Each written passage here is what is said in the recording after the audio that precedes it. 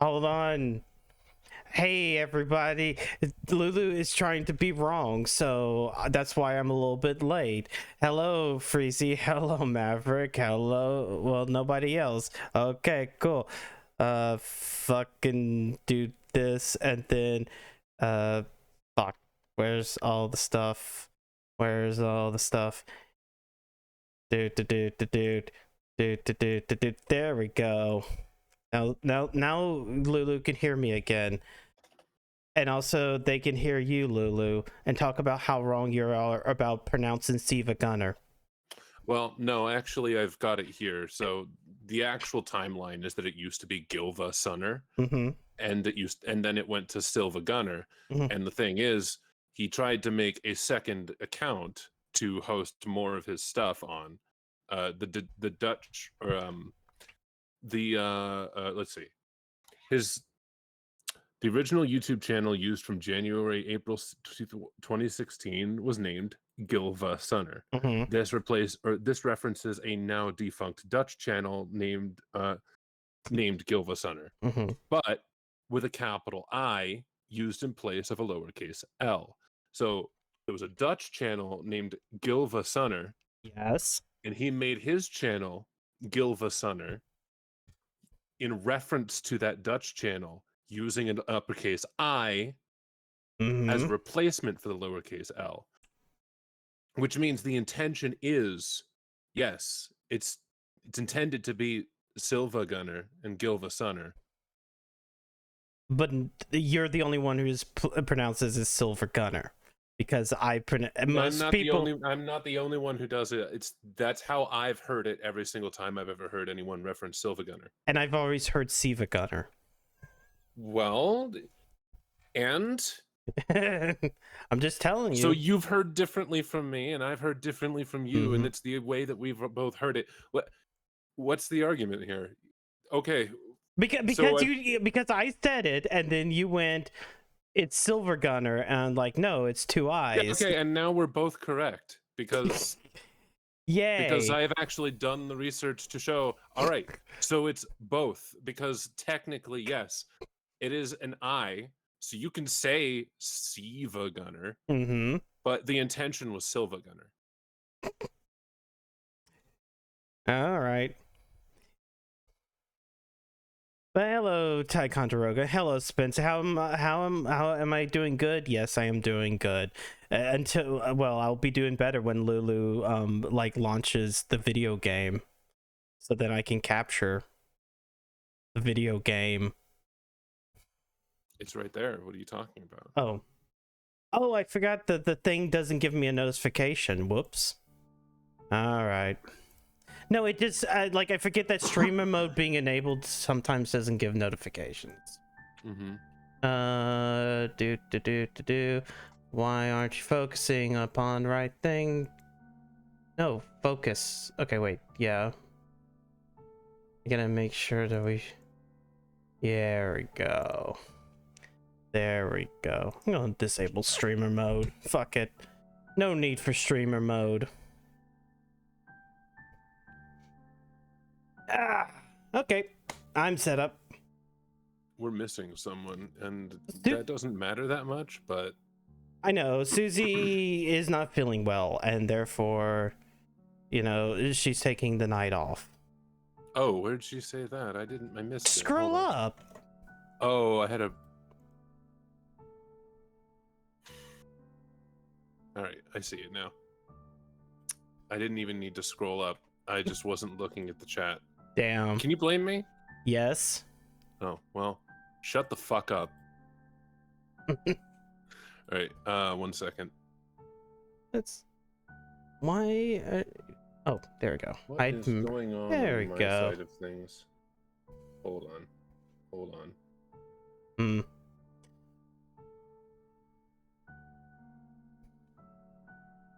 Doot. Oh, you know what? While Lulu's doing things, I'll talk. Hey, I finally bought RimWorld. I only bought the game in one expansion, but also I have to wait until some mods are updated because that there was another expansion and like mods broke. So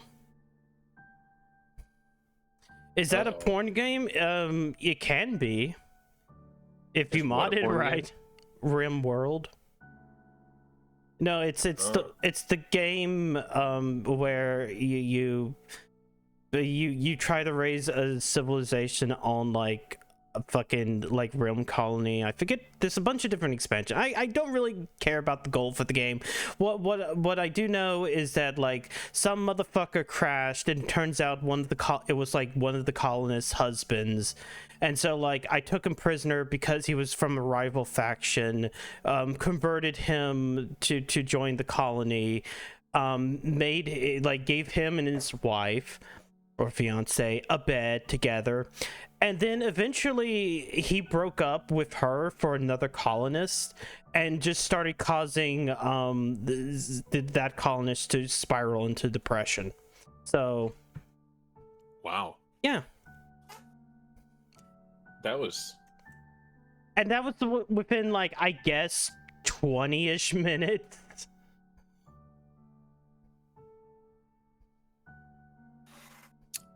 Huh. Yeah.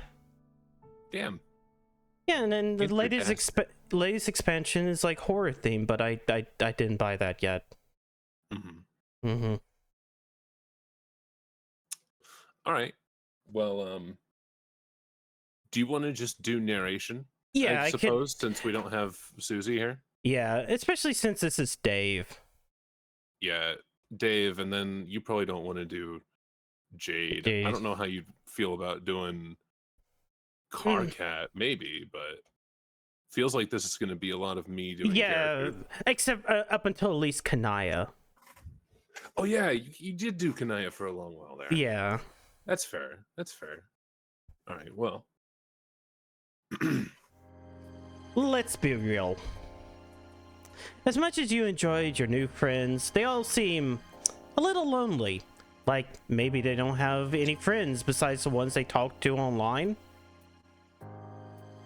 Oh, also, I wanted to say something. You probably noticed this with the other stream, or with, the first 2 chapters, but I do want to make note. This entire game, okay, you would agree that Hive Swap was mostly good, enjoyable. There were a couple of characters that were... Yeah. But for the most part, it was good, right? This one is very mixed bag. Pesterquest is very mixed bag because they went into this with the mindset of trying to justify the epilogues in Homestuck 2. Oh. But but the thing that makes it so that this is a mixed bag and there are good things is because the characters who are not plot relevant to Homestuck 2, they're left mostly alone. Like, they're genuinely their character. To put this into perspective, in the epilogues, Roxy becomes transgender. And so in order to justify that in the epilogues, they go back in Pesterquest and rewrite her as being more gender questioning than she was originally. Because you remember Roxy. She was a badass female character. Yeah, she's a femme fatale. Yeah, that's how she becomes in the other thing. And so they, instead of letting her continue to be a femme fatale, empowered female character, they decided, hey, let's rewrite her as a non-binary. Wouldn't Jane be better suited for that? Maybe? Who cares? But if you're going to do that, then it would make sense for like maybe a troll or maybe Jane. Maybe Jane fits more within that type of thing. Perhaps. That's not what they did. They also rewrote. Someone also tried to rewrite Vriska as trans, and that did not go well. The whole trans community said no. Please take her back. We don't want her. Take her back. So, as much as you enjoyed your new friends, they all seem a little lonely. Like, maybe they don't have any friends besides the ones they talk to online?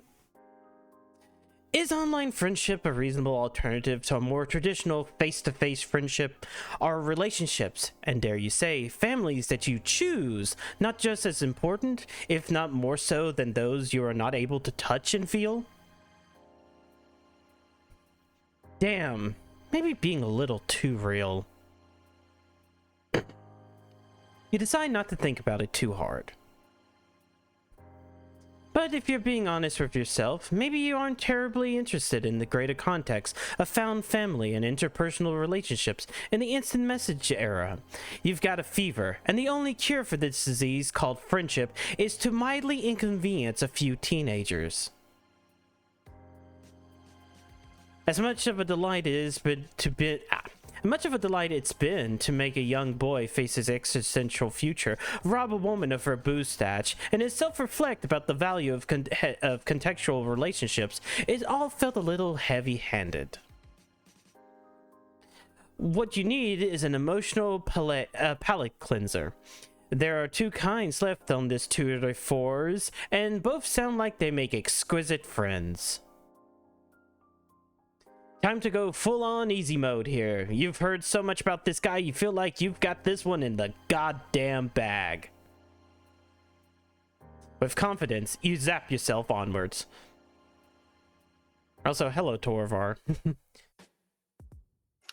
What am I looking at? Oh. You're already here. Wherever here is it... Nah. Wherever here is, it is blisteringly hot. You now instantaneously regret your choice of apparel. Why did you instinctively put your hoodie back on over this robe? Gown?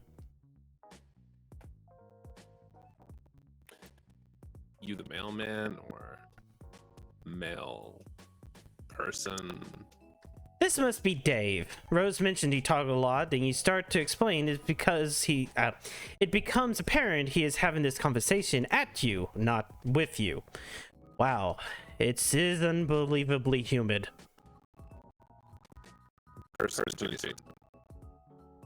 Anyway, Egbert told me to show up eventually, which I never doubted for a second, since one of the core tenets of the United States Postal Service is to visit for extremely specific and spread out teenagers while sweating all over yourself.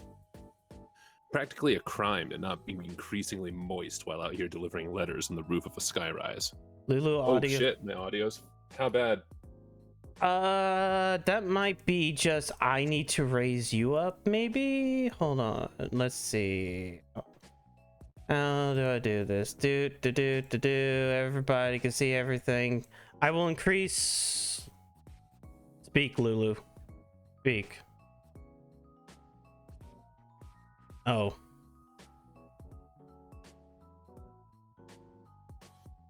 Crunchy audio? It didn't sound too crunchy on...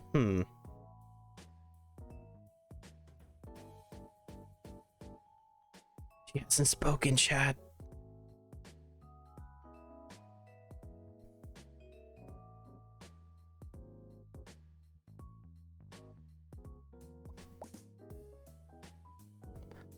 Bum bum bum bum bum bum bum bum bum bum. Can you hear me? Yep. How is it now? I think it's fine. Chat. You think it's Whoops. Okay. I'm just trying to do some adjustments. There we go.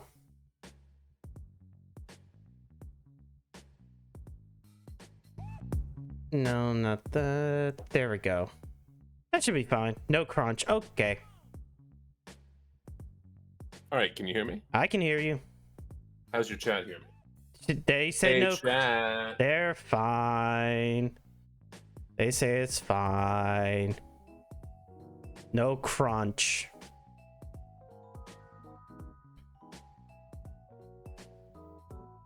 All right.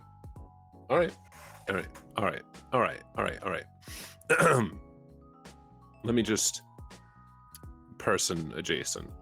Anyway, Egbert told me he'd show up eventually, which I never doubted for a second, since one of the core tenets of the United States Postal Service is that you visit 4 extremely specific and spread out teenagers while sweating all over yourself.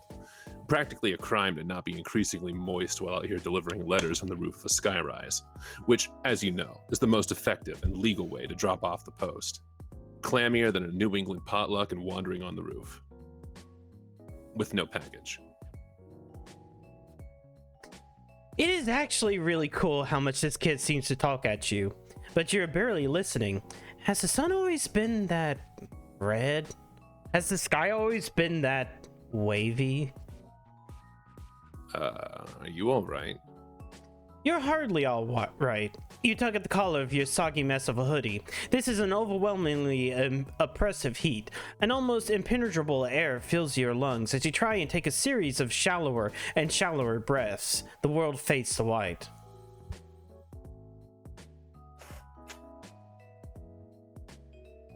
When you wake up, you're sitting propped up on a cheap futon in front of the large television. A rough approximation of a person does an elaborate series of controlled falls, accumulating in what you can only describe as skateboarding for assholes. On your left, Dave exists in a quantum state that is both somehow sitting and laying down, but also neither. With precision of a Swiss watchmaker, he deftly presses a series of buttons that makes the awful polygon man on the screen T-pose and fall face forward into the ground. Seconds later, his skateboard flops helplessly next to him. He doesn't look away from the screen as he speaks. So, I guess you lived. It's not that I'm invested, but John might be sad. Classic John. You try and emulate his incredibly casual body language as you slide your body down the futon. Your legs already barely reach the ground. Yeah, that guy's a dork, but I taught him everything he knows.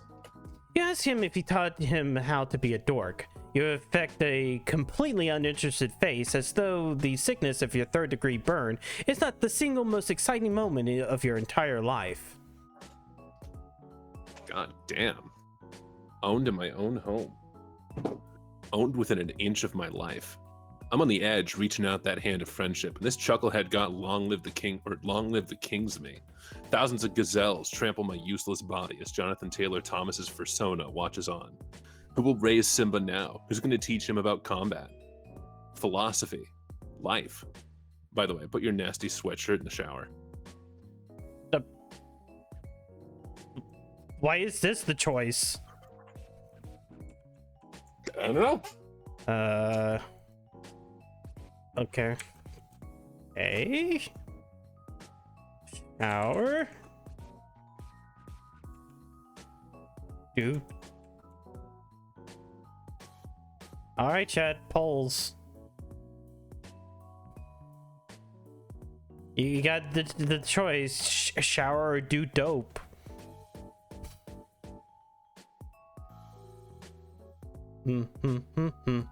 Please vote with your channel points, the singular channel point, because the only other thing you can use is changing how I look, and nobody likes changing how I look except for Avalon. He really loves changing my color.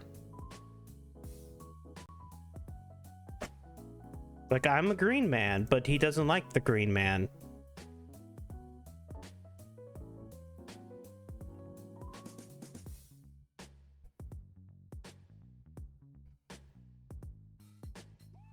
Weed bad, okay. But it's weed, not dope. Weed.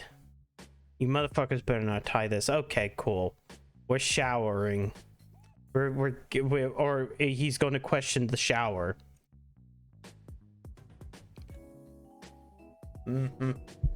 I've never done the weeds. I have not done the weeds either. It is not legal for where I am.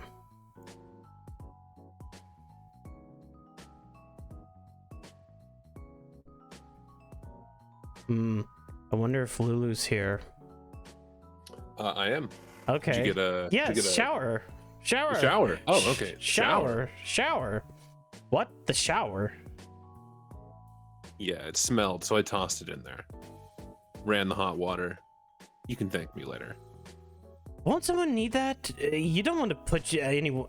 You don't want to put out anyone out. You've already taken up so much of their hospitality. Also, you don't think that's how you're supposed to wash clothes?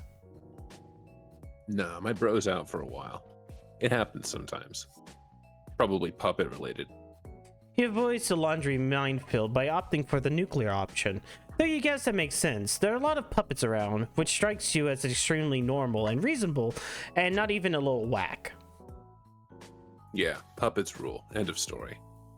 Close the book on that one. Time for Betty Bye, kid. Little man about to get his 8 to 10 on snug as a bug in a fucking rug. Tuck the fuck right in and be right on his way to Slumberland. Nemo who? Never heard of him. Or never fucking heard of him. Shit, hold on. He sits up to fish something out of his pocket. A phone. He gets a phone from his pocket. You're certain that's what you're thinking. As a perfectly normal human being from a 100% real and tangible Earth, you know what a cell phone is. What is this? Wait, what is that? A first gen? Yikes. Yikes. He ignores your jab and you pretend not to be reading over his shoulder. Though it probably could not be more obvious that you are. Hi, did you meet the mailman? My guy, we have gone over this time and time again. How do I put this in terms you can understand? Have you ever met a mailman in your life? Even in that shitty Costner flick you love, the dude has the decency to at least wear the outfit. I knew you watched it. No, I'd never waste my precious time watching even a single one of the Z-list garbage you try to wreck me. I'm just stating some stone cold facts. I just read an outline and browsed a few review sites to see what people were saying. I don't know. It sounds like you probably took a lot more time and effort than just watching the movie itself. What I'm saying is this isn't a mailman. I don't even think this is a person. You have thrust a person-styled entity into my life under the alluring guise of parcel delivery, which, if I'm understanding right, this clown isn't even very good at on account of how bad they bungled the only delivery that mattered. At least Lalonde has the good sense to be skeptical of this absolute fucking tomfoolery. Don't be a dick. The mailman is cool. John, I cannot stress this enough. You wouldn't know cool if it bit you right in the ass. Can you imagine? No. The dopest person you've ever met, chomping away, just really getting up in there. Ice cold and ear deep in a king's feast of ass. What the hell are you talking about? Try to keep up, Egbert. This will be on the quiz. He looks uncharacteristically startled as he glances back in your direction to find you're only a few inches away, adamantly reading his private conversation with a friend. Jesus Christ, you're like a cat. How much of that did you see? You definitely didn't see him having a playfully flirtatious chat with a longtime friend, if that's what he's asking you. Dave desperately tries to refocus on his game hijinks. He makes his character, who you can see he has names Tony Cock, do what he could be described as some insane flips and shit. Masterful. There's nothing at all flirtatious about two bros discussing eating ass. Just being straight as two arrows, or just being straight as two arrows who are also straight. I mean, how would it even work? It wouldn't. That's how. That's all there really is to say about that. You reassure him that it's okay to be honest about his feelings. You're not here to judge him. John seems very nice. They would be cute together. Together? Like how? No, don't tell me. I actually don't give even a single shit about this line of thought. You might not have picked this up, but I'm definitely 100% not a homosexual. Pretty much crawling in moist voluptuous hose on the regular. Wait, hoes are real? Yeah, hoes are real. Or hell yeah, hoes are real. And they're damp? Shit, it's like I gotta start at square one with this hapless asshole. What school do you go to? The other astonishment is you feel that this earth-shattering revelation sends your consciousness for a spin, but you manage to steel yourself. This isn't your first tough customer. You tell Dave that hoes is a gender neutral term. Anyone can be a hoe if they believe in themselves. Hoe-like behavior knows no limits, no master. Despite just learning they were real mere moments ago, you're confident that to be a hoe is to be free. Oh. That's pretty dope, I guess. It's not... It's not like I've ever thought of it. I mean, for the ironic payoff, obviously. Can you imagine the look on his face? His best bro coming up to him with some dire news. I look up at him, eyes red with tears, as I put a hand on his shoulder and say, John, not to alarm you, but I'm gay now. Your clueless dipshit wiles have finally won me over. No, that sucks. His speech has become even quicker than normal as he stands and paces frantically around the apartment, completely abandoning his poor Tony. I mean, and this is purely hypothetical. If I liked anyone, which I don't on account of being too fucking smooth to tie myself down, it would probably be another one of my friends. You don't know her. She's not from around here. So that basically means I can't have a thing.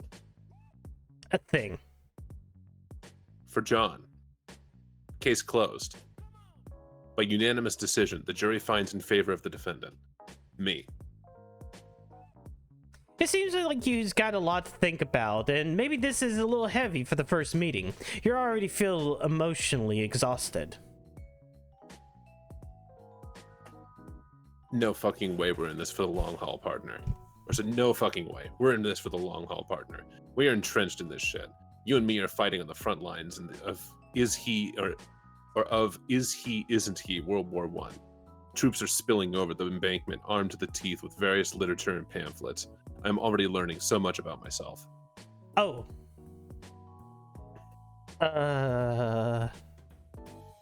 Is that good? The enemy is at the gates of my sexuality, and our air support is nowhere to be seen. If I don't make it, tell my wife or maybe husband I died like I lived. Completely baller in every conceivable way. This conversation train has not gone off the rails, but is crashing headfirst into the nearest village. Just some unsuspected hamlet fallen prey to this out-of-control ride. This is no longer a conversation you have any say in. You're desperately look around the room for anything else to talk about. So, puppets, right? Oh, no. You fucked up, mailman. You opened the floodgates of introspection. We are balls deep in the discourse waters, and there's nobody to blame but yourself. He stops pacing to look contemplative. His voice lowers to a mumble. Is he still talking to you? Does he still want to talk about this or not? It is nearly impossible to tell. Oh, also, the current writers of Homestuck have a fixation with making Dave gay. Okay, to an extent, his relationship with Carcat kind of lends to that? And there's an explanation there. I have a perfectly good explanation for that. Carcat, despite being male, is peak anime female protagonist. Carcat is woman coded, so it's fine. Carcat is just like you, Taekwondo. Carcat is the anime girl of Homestuck. Okay, This can be proven with verifiable facts. But thing is, it's really funny that they have an obsession with making Dave gay, and then they make this joke about him passing over on like John, because then they're literally just trying to turn Dave into Dirk and John into Jake. Yeah, which you already have that relationship. Oh, I guess it's that relationship, but everyone hates that relationship because it's awful. And then they think, oh well, let's just do it with Dave and John. No, you fuck, don't. Just let Dave be Dave. Let Dave be Dave. Let Dave want to fuck Carcat, who is definitely Misty from like Pokemon. Like, Dave makes passes at Rose before knowing that she was like his half sister, and then as Dave Petta flirts with Rose anyway, and he also canonically dates Jade. Yeah. Like, almost every relationship that Dave has is straight, and yet they're just like, well, let's make him gay anyway. But Like, come on. It's just funny. It's just funny that this is what they're doing. This is still funny, and it's still very Dave. I think that he's bisexual, but like, it's hilarious. It's still funny. He always struggled with it, but they're really leaning into it. And when you know that they're the same people who really like Dave and Jake, it's just like, why are you just trying to turn them into the same characters? Stop that. Anyways, he stops pacing. Or did you read this? Does it? I think I read all of it. Yeah. Okay, now hear me out. Do I have to come up with a gay name or can I still be Dave? I'm thinking Gave, but let's not kid ourselves. That's the amateur choice. Obviously, my full title would be Gave Strider Dick Rider. Okay, that's enough. There has got to be a better way than this. You're so tired. Abscond. And of course, at least they have the self-awareness that, oh, going down this road is a bad end. Yeah. No. What happened to the goat? The code. Whoops. No, you didn't. Wait. Go back. Close menu. Close menu. Start. Okay. Yeah, we have to. Sounds like modern writing. Yeah, I mean it is, because it's more modern. It's like, it's just kind of funny. It's not offensive because this is very in character for Dave, but it's also like, I see the writing on the wall, you know? You see what they're trying to do, and you see what kind of fan fiction they're willing to put out. So dope. All right. Dope. You're definitely saying the sort of person who says definitely the sort of person who says dope often and casually. You tell him dopely that you're a person who is not caught up in the small details of decorum or personal propriety. In fact, it doesn't bother you at all. They took your only worldly possessions and tossed them in the shower while you were unconscious. What's some light corpse looting among bros? Okay. While it dries, you can wear one of my bros shirts. He usually has a fresh stash hidden in here. Dope, tight, sick. Nothing weird about hiding some shirts in the living room. Just gonna have to look-see. Oh, holy shit, there's a lot of puppets in here. Yeah, dudes, puppets own. My bro's got the market cornered on puppet-based endeavors. Backed up against the wall like a feral beast, hissing for more plush-oriented content. Little guy's probably just scared. Just wants to protect his nest and mouth to mouth feed his babies. Only the choicest puppet smut for a reasonable fee. What the fuck does any of that mean? You look back to Dave, but he's on his phone. God damn, that is so cool, actually.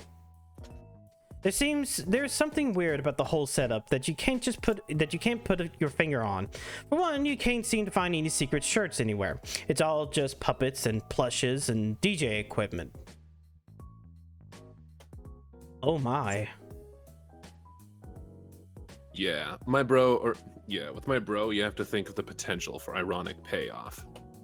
That guy's always one step ahead. Just when you think you've got it figured out, it was all just some trap to make you think you'd gotten his goat. But that goat is long gone. Makes you think maybe never was a goat. Maybe it was some other barnyard animal all along. You've been duped into looking for a goat like some dumb asshole. Or maybe the goat gets you really subvert the whole thing.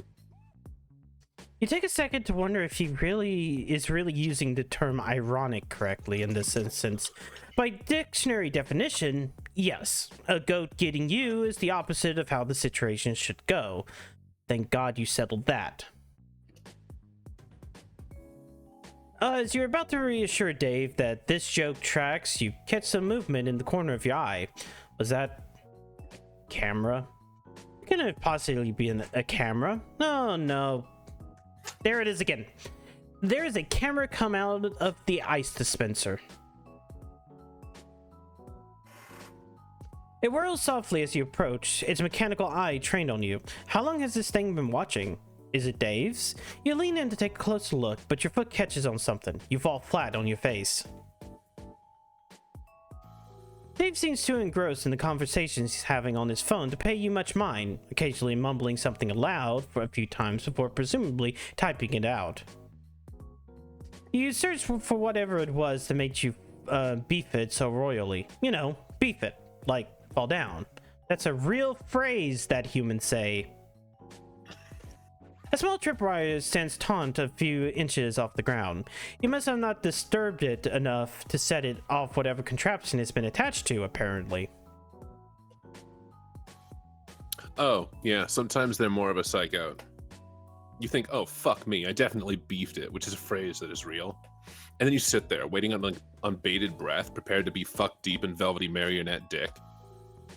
And it never comes. You go the rest of your day just waiting for the payoff from your dipshit mistake, and it never comes. You wake up in cold sweats for weeks, yearning for a release that will never find you, and it hits you. You've been fucking bamboozled by the master, yet again. There's no elaborate booby trap. No Rube Goldberg device set to enact a series of complicated shenanigans, ultimately resulting in being buried alive in Kermit the Frog's plush amphibious dong. Beautiful, really. Damn, bro, you live like this?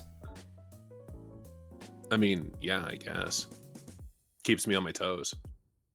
Heels never met the ground. A prima ballerina with a head full of dreams and nothing to lose. God's gift applies, ripping a straight, tasty foreign layer for my adoring, or tour and lair for my adoring fans. They go apeshit for this sort of thing, but it's just another day in the life of a dancier extraordinaire Dirk Strider. Or sorry, Dave Strider. Fuck. Haven't fallen for a trap like that since I was a baby. Trained.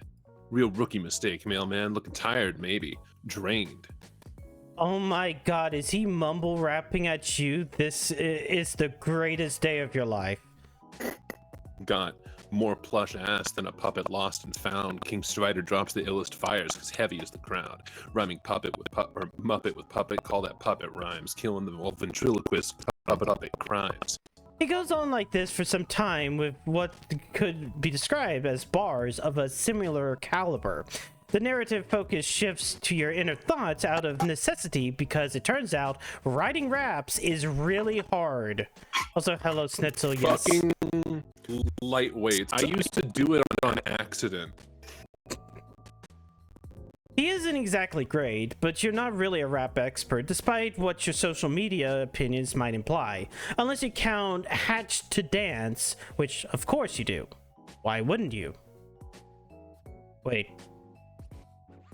what? Oh, what does that mean? Why did you think that? The whole scenario feels a little weird and familiar to you. All these kids feel familiar to you. You learn something new about Dave, and you feel like you've already sort of know it. You can't place it. Despite having met Dave no less than half an hour ago, something feels slightly off about him. Something about his actions feels so performative in nature, like he's pantomiming in front of an audience. As Dave continues to rap, you remember that you are in front of an audience. You cast a glance over to the camera, but also to the hundreds of stuffed little creatures staring at you with their lifeless eyes. Amidst your revelations, we check back in on Dave, because I'm getting paid to write this, so I should probably make with the fucking jokes already. Master of my tool, I'm the ace. Hardware, got more hose than the gardener. Yard care. Nice. The chaotic and surreal energy of this scene sends a shockwave of nervous energy down your spine. You feel alarmingly nude without the comfort and familiar warmth of your sweater. There is something about it that grounded you, something that felt like home. Dave concludes his masterpiece with an elaborate series of yes and uhs, just as you see the camera turn away from him ever so slightly to focus on something else, before retreating back into the ice dispenser. It almost makes it look a little bashful. That's kind of adorable, actually. Hold on a second. I just want to make a note real quick.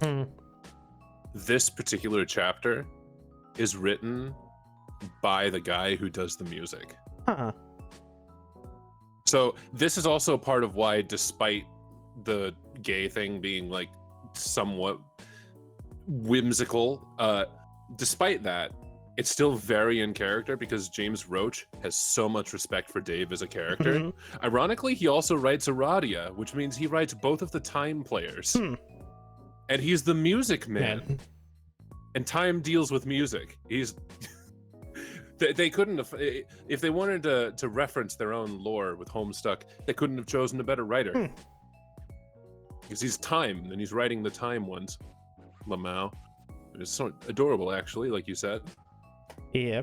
Despite the fanfic you've written in your head about a cool kid and his new best robot friend, the reality of the situation sets in. You have yet to make friends with this character, and it all has kind of felt surreal and weird to you. Maybe it's time to zack back and hard reset this continuity and to try again.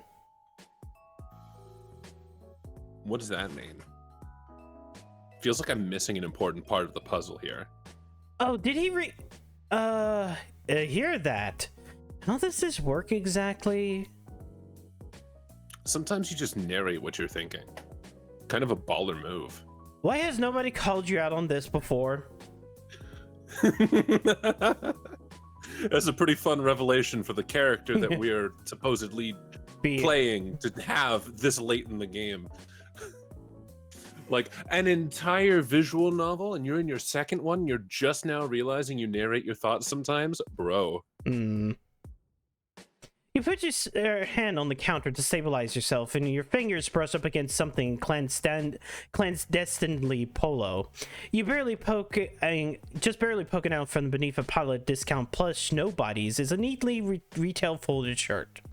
Hello, TK. Okay. Put on... Wait, I keep on wanting to hit channel points for this, but it keeps on not working. Shirt.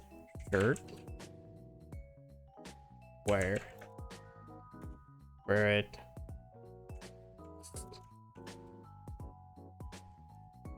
There we go. Minute poll. Do you want to put on this shirt, or would you like to stay nude?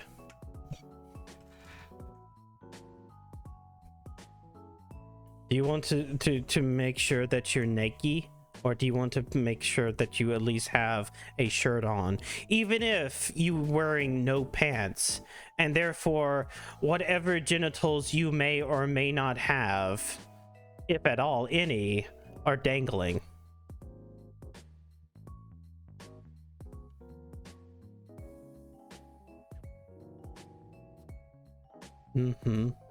Then again, the shirt could be too oversized and therefore covering your privates.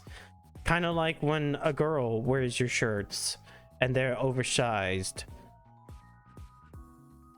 And it looks kind of cute. Because, you know, yeah. Hello, my other countism. Well, stay nude. Yo, we're staying nude. All right. Actually, you think you're fine as it is. And no reason to shake it up with yet another outfit we'll have to eventually pay someone to draw. Let's take a second. Reel it in for a little bit. What the fuck is going on here? Isn't this, like, really messed up? No, what's messed up is how you deny my hospitality. Or, no, what's messed up is how you deny my hospitality like this. I offer you someone else's property that you have to find hidden among among countless lifeless puppet corpses, and this is the thanks I get? Real cold, mailman.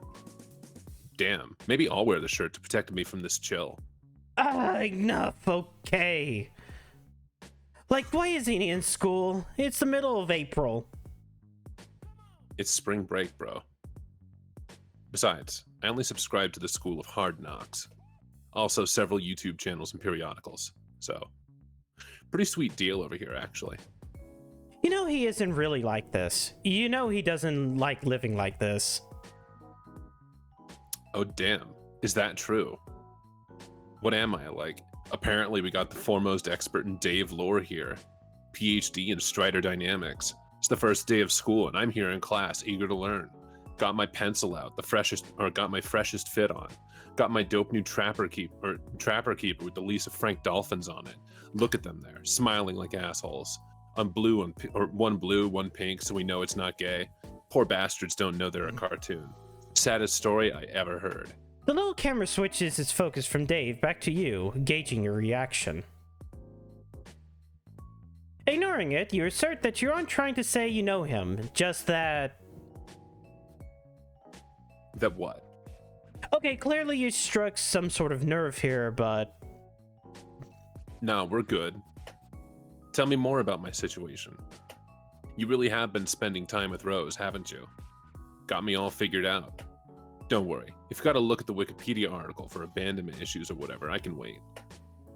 Despite how flat his voice is coming out, his body language has made a telltale shift. He's standing leaned up against the back of the futon. His hands are in his pockets. It would almost look like he was sulking if you weren't so convinced he wanted to kick your ass. At the edge of your vision, you sense some movement. You didn't catch it exactly, but you're convinced it was there. Did you see it? Yes, I did. You look over there and there's nothing to be seen. Perhaps not a hidden camera? There is something unsettling about being watched this whole time. There it was. There it is again. Every now and then your eyes catch the faintest presence of something moving just out of sight. The whole place feels like it's faintly shifting around. Amid scanning the room, a particularly fucked up looking puppet catches your attention. These little shits are everywhere, but this awful little man's stare stopped your heart just for a moment. Its cold eyes pierce you. Its plaster smile judges you. You look at it as briefly as possible, if for no other reason than to note how unsettling it was before looking back to Dave. You... What the fuck? What? Oh, that's just Cal. Cal's the realist. He certainly seems real to you. You could have sworn he just moved around on his own. Yeah, man, he does that. Don't think about it too hard. See, this is what you mean. It's not that deep. Look, I know you got some hero complex or something. I'm gonna swoop in and save these kids from themselves. Well, bad news, kid. That's not what this is, and heroes aren't real. John, I understand, but fooling Rose too? The insane tricks this guy must have pulled. David shifted his weight forward. While his voice has not risen above a low mumble, that's enough to tell that maybe you shouldn't back off. This friendship thing is tougher than you thought. You're still on about that, huh?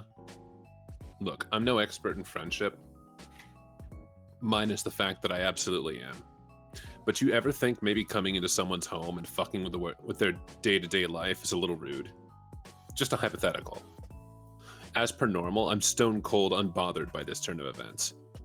A stoic bastion in the... You're sorry, but did he just say stoic? What? Yeah. Stoic, like unmoved. Does he mean stoic? I mean, I guess. Aw, please, you've done it now. You weren't trying to embarrass him. Oh, jeez. You try and comfort him by saying it's okay if he's never heard anyone say the word before. Maybe he's only seen it in text. He frowns and goes quiet. This does not seem to be helping. The kid is completely shut off now. You try and bring up the puppets again. No dice. You even pretend to be super jazzed about Cal, whatever its name was, seemingly shadow stepping around the apartment. Wow, so cool. Nothing. He takes out his phone and begins texting. Aw, is that about you? Oh, Beans, is he telling your new friends how much you beefed it? This could ruin everything.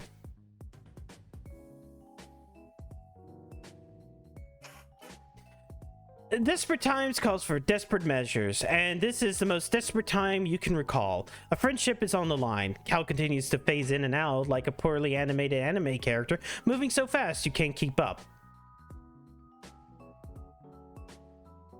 Sorry about that.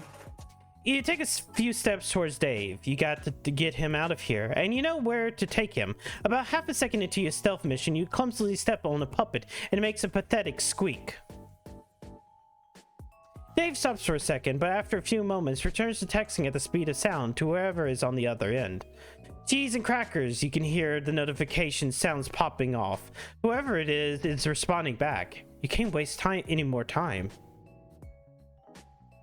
You teleport to him as silently as you can. Besides, your cow's disgustingly limp body flops haphazardly on top of a shelf. Guess he's done? No time for this. You slowly reach out your hand. Time to get out of here and fix this.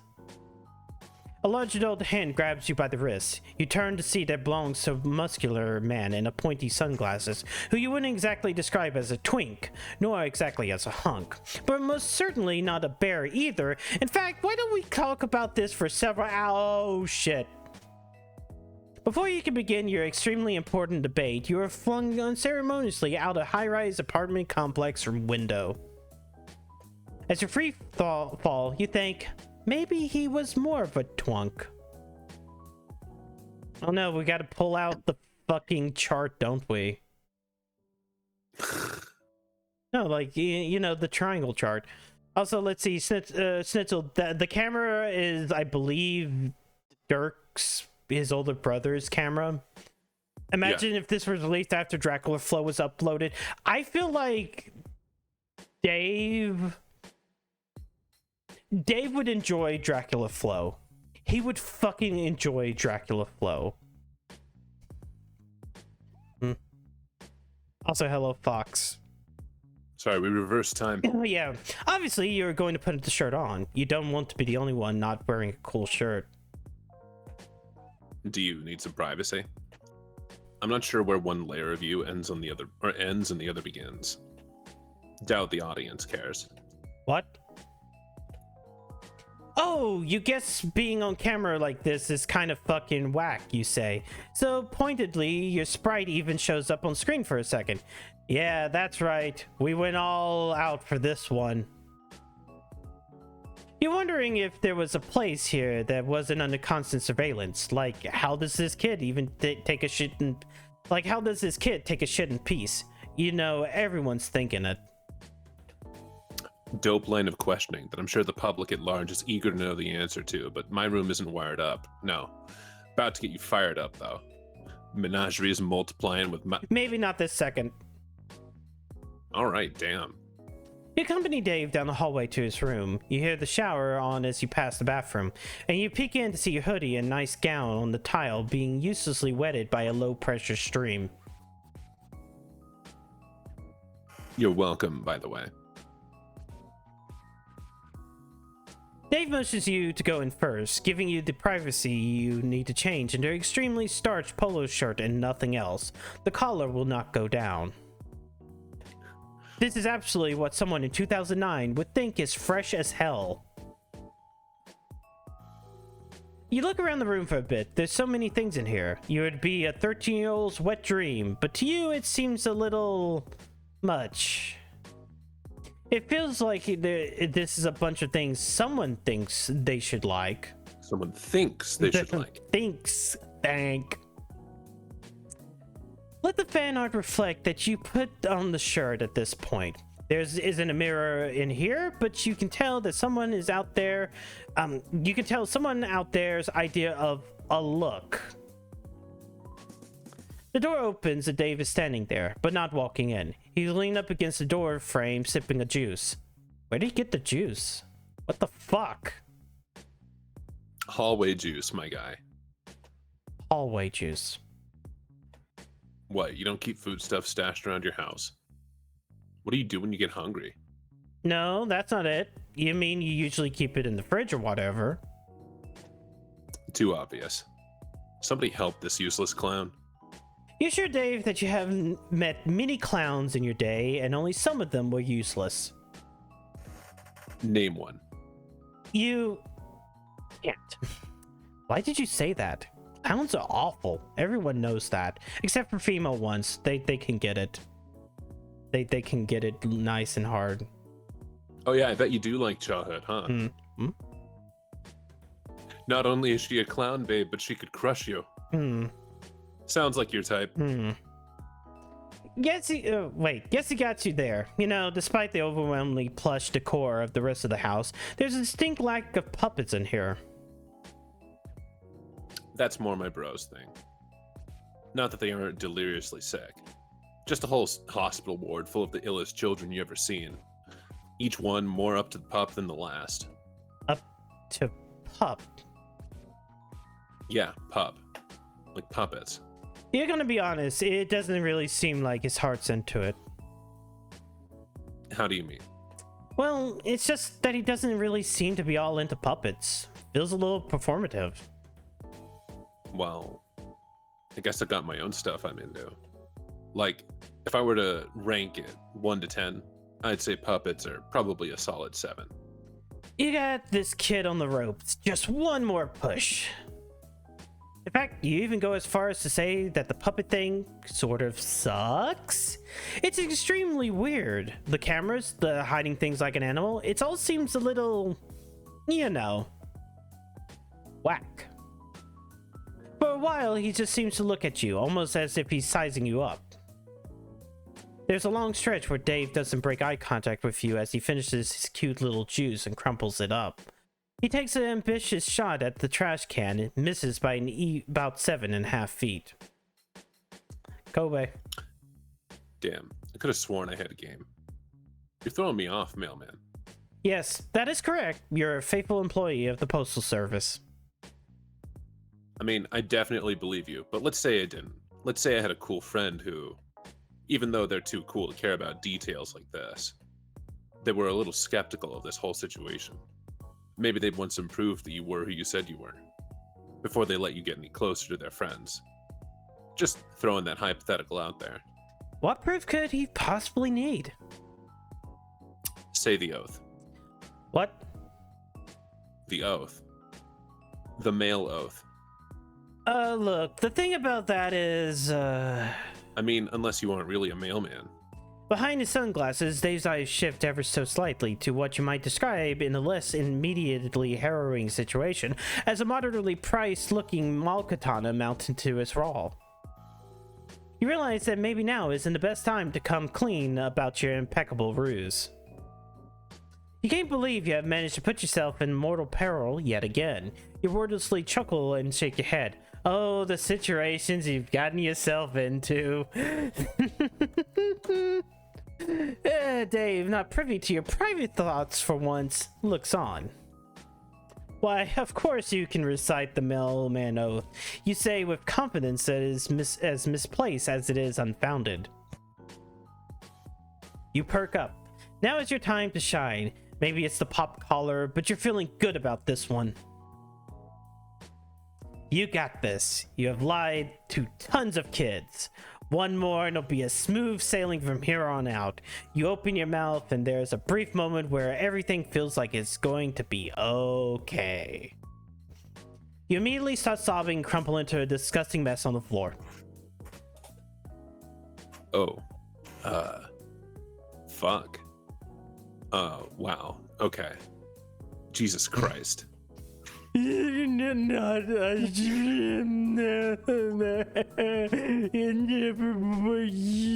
don't have a real man outfit. You're pretty. You don't even know how much stamps cost. Oh my God. Jesus. Just okay. It's gonna be all right there. Dave squats down next to your deflated body and pats you a little awkwardly on what he assumes is your shoulder. You say you're sorry you tricked him. You just wanted to impress him because John said he was so cool. It's fine, I guess. Fuck, dude. Get a hold of yourself.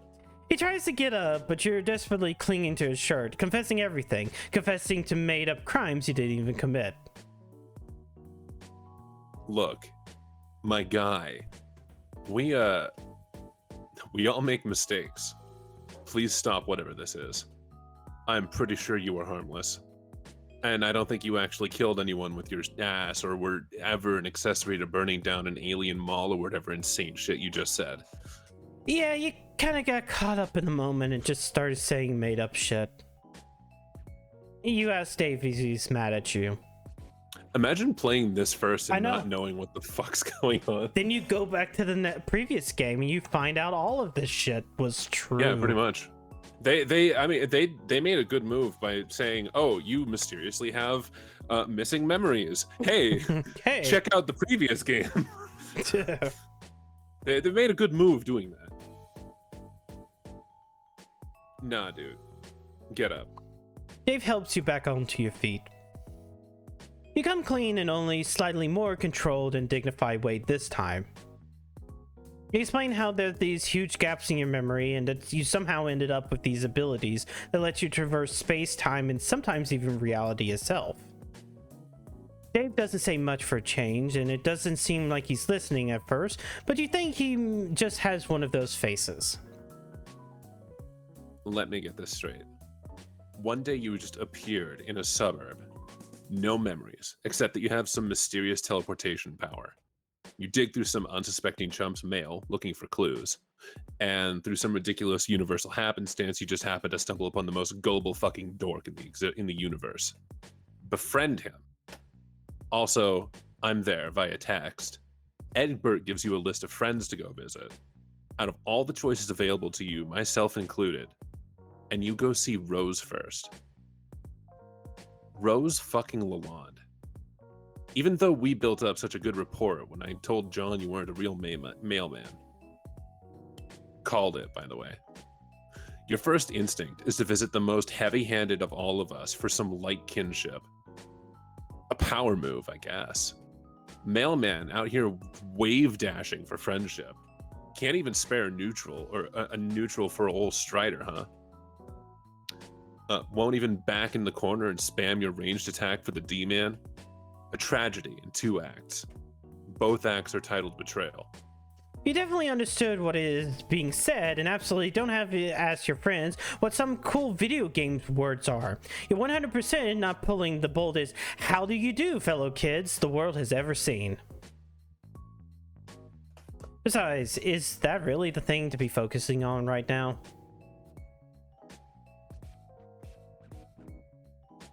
You fucking wound me, man. Of course it is.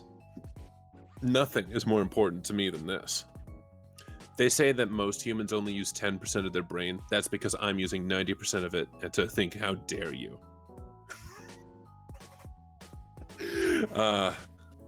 So anyway, you can really go anywhere. See anybody you want. Sounds nice. For all but a moment, the act drops, and you see the corners of his mouth tighten a little. The fading afternoon light filters through his sunglasses at just enough of an angle to see his eyes shift ever so slightly towards the window. Those subtle movements would surely be lost on most. If you weren't so focused on trying to read him, or even just slightly further away, you might have missed it yourself. There's almost a loneliness in his voice. It must be hard to live here by yourself, so far away from the people who care about you. It's possible that you have been so focused on trying to blindly make friends that you've forgotten that in front of you is a real living person. You can't help but wonder if there's something else, something you can do.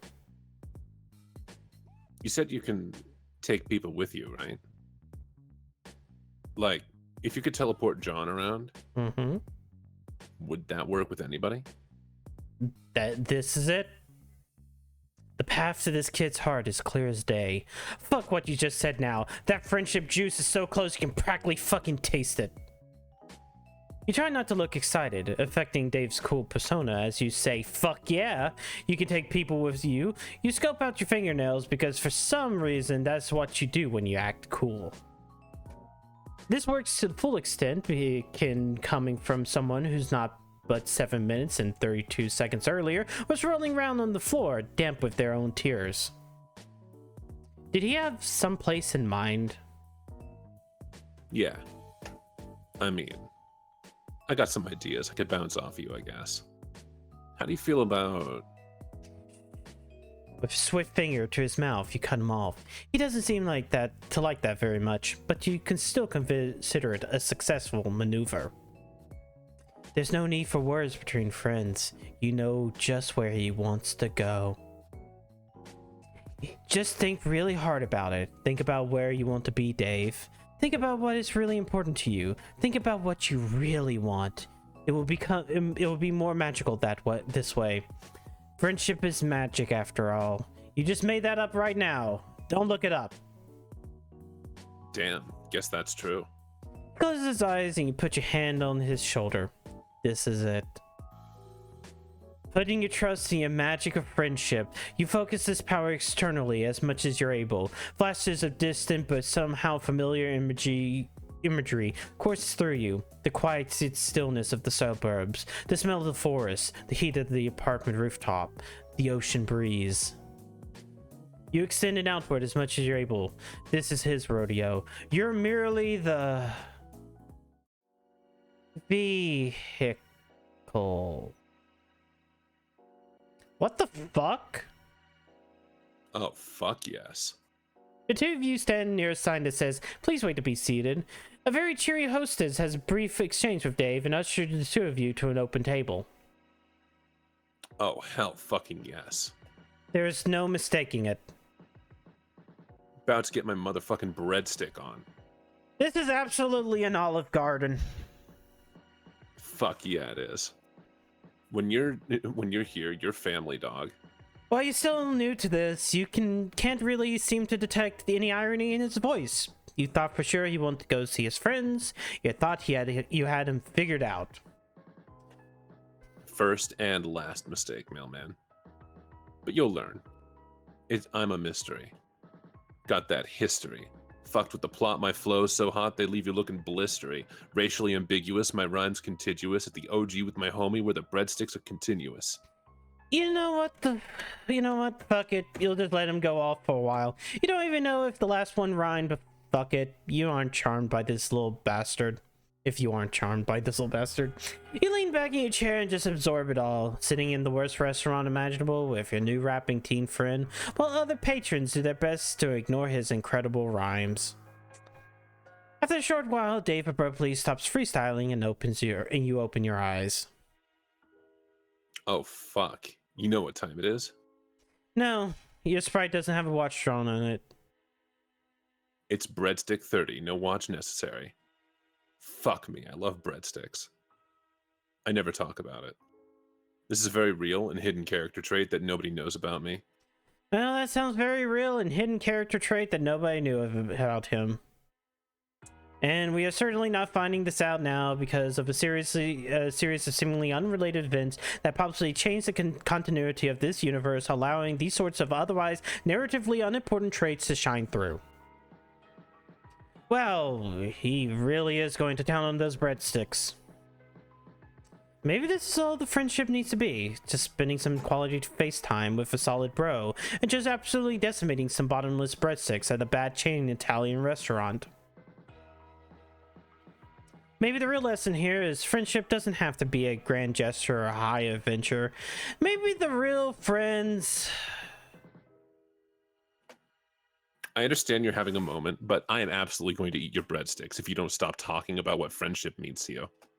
Yeah, man, whatever you want. Breadsticks.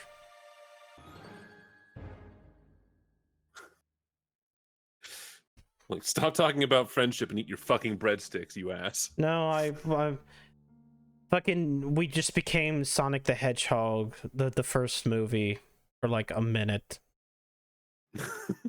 No, they really hammer Olive Garden home in that movie. Holy fucking shit. But yeah, I'd say that that's probably one of the best chapters in this game. Another one is really good is Equius, but we'll get there. Like, they absolutely did not fuck anything up with Equius. It's been days and your stomach still hasn't recovered from Olive Garden. But you can't spend forever moping around. There are friends to make, damn it. Well, just one left in this set. Her name is Jade Harley, and though all three of your new pals considered themselves good friends with her, they know strikingly little about her life. The most you've gleaned is that she lives on a mysterious island in the middle of the Pacific Ocean with her grandfather and some uncommon breed of dog. The communication with her has been limited to an internet messages, packages sent to a P.O. box in some pundunk town called Haunt-Switch? Haunt-Switch, yeah. Haunt-Switch. John said he will message her and see if she could provide an address, but you don't want to wait. Throwing yourself headlong into friendship has always worked for you. So you close your eyes, thinking islandy thoughts, and hope it works. But something strange happens as you channel your powers. A loud bark echoes somewhere in the distance, and nuclear green energy sparks in the air around you. You catch a split-second glimpse of a massive green sun, and then you're hit to the ground on your hands and knees. The whole event can't even take you more than a second or two. You blink and focus your vision. You're inside a room. The floor is smooth and white. You're disrupting the monotony in front of you as your set of similarly white paws latch to a lusus. You mean an animal. You slowly stagger up and look him over. He is very large and fluffy dog, his snout held up high. A long green tongue hangs from his open mouth as he pants lightly. The air around him crackles with electricity, making the fur on his back stand on end. Something about him feels so familiar to you. Familiar twice over. His fuzzy and regal form reminds you of a warmth you once knew, but those neon sparks fill your stomach with dread. At the very least, he seems friendly. He leans in and drags his rough tongue along your cheek, leaving it tingling. His tail wags swiftly back and forth as he keeps nosing at you. He seems fascinated. Aww. Back! Down, boy! It is this friendly demeanor of his that leaves you shocked when he moves aside and you find yourself staring down the barrel of a rifle. It is held aloft by a bespectacled young lady in a sensible skirt who really has no business pointing at such a big fucking gun at you. Okay, please don't panic and don't make any sudden moves. I've never shot a living thing before and it would make me very sad if I had to start now. Oh, okay, so this is happening now. Is this Jade? She doesn't sound like Jade. Based on what John told you, she looks more like a Gigi, or Gigi, or... Gigi. Yeah. Or, anyway, or maybe a Lynn? Right, the gun. Don't get sidetracked. You slowly raise your hands and surrender and try to put on your most inoffensive expression. You tell her that if she started shooting living beings, you would be pretty sad too. So why don't she put the gun down and... No way! I don't want to shoot you, but you are clearly a dangerous and unpredictable being, and I need to make sure I stay safe. My grandpa taught me a lot about gun safety and trigger discipline in case anything bad ever happened to me. So I know what good trigger discipline means, or I know that good trigger discipline means keeping your finger on the trigger at all times in case you need to blow something to bits. Was gonna say... Oh, fuck. Now let me make things clear to you.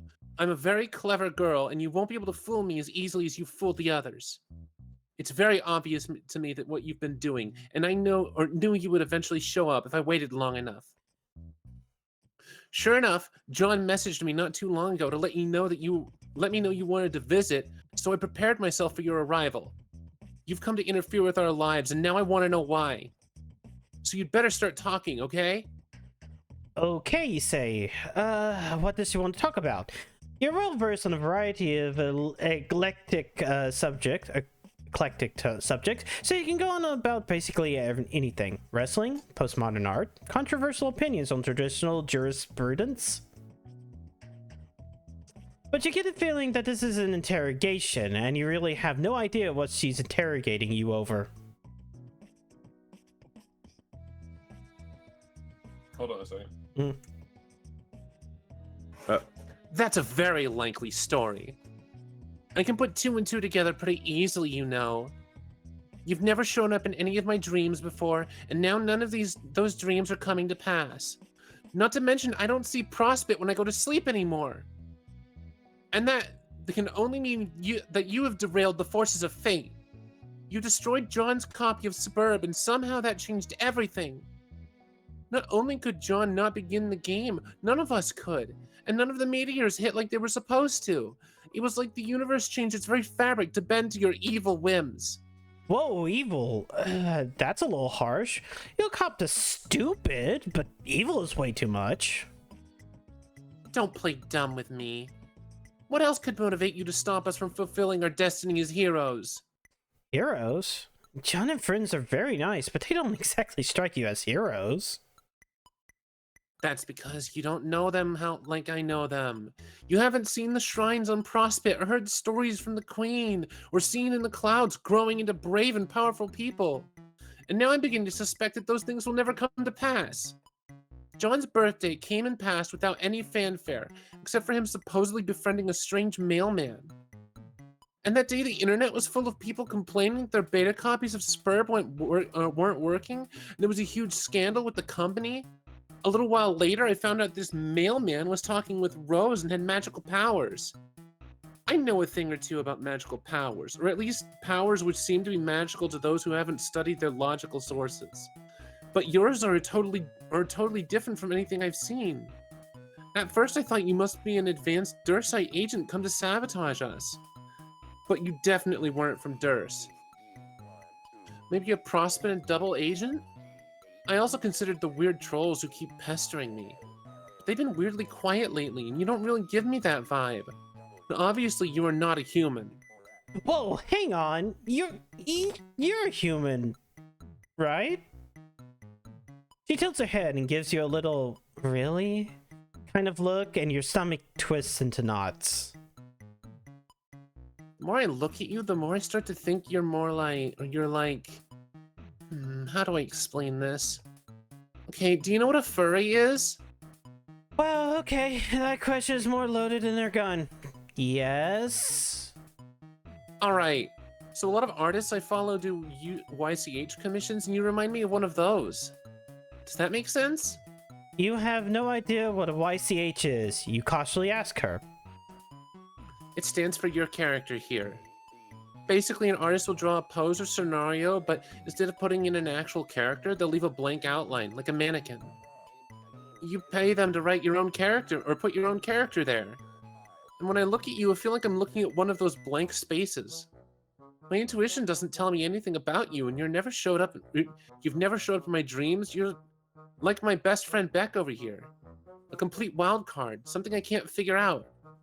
Which brings me back to my point. She almost had let her gun drop, and you almost have forgotten she was holding it, but she hefts it back up to point at you and steals her gaze. You are going to tell me why you came here and did what you did. And then you're going to help fix it. That rifle is really starting to bother you. Gun. Gun. Gun. Wait. I keep on hitting a thing, thinking it will do another thing. Oh, okay. Gun.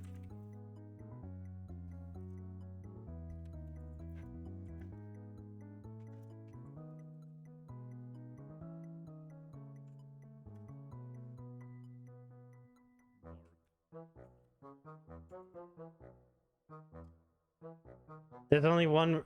What? No, Maverick. No, Maverick. No. I think Maverick might need a temporary might need a little time in the timeout bucket. Yeah, for that one. I mean, reminder. They're 13. Yeah, Maverick. Yes. So go away for 10 minutes for now. We're not upset with you. We're just really disappointed. Can I? Okay, yeah, all I have to do is unban. Okay, never mind. There you go. Now you can talk again. Oh wait, wait, hold on. That didn't fuck up things, right? Okay.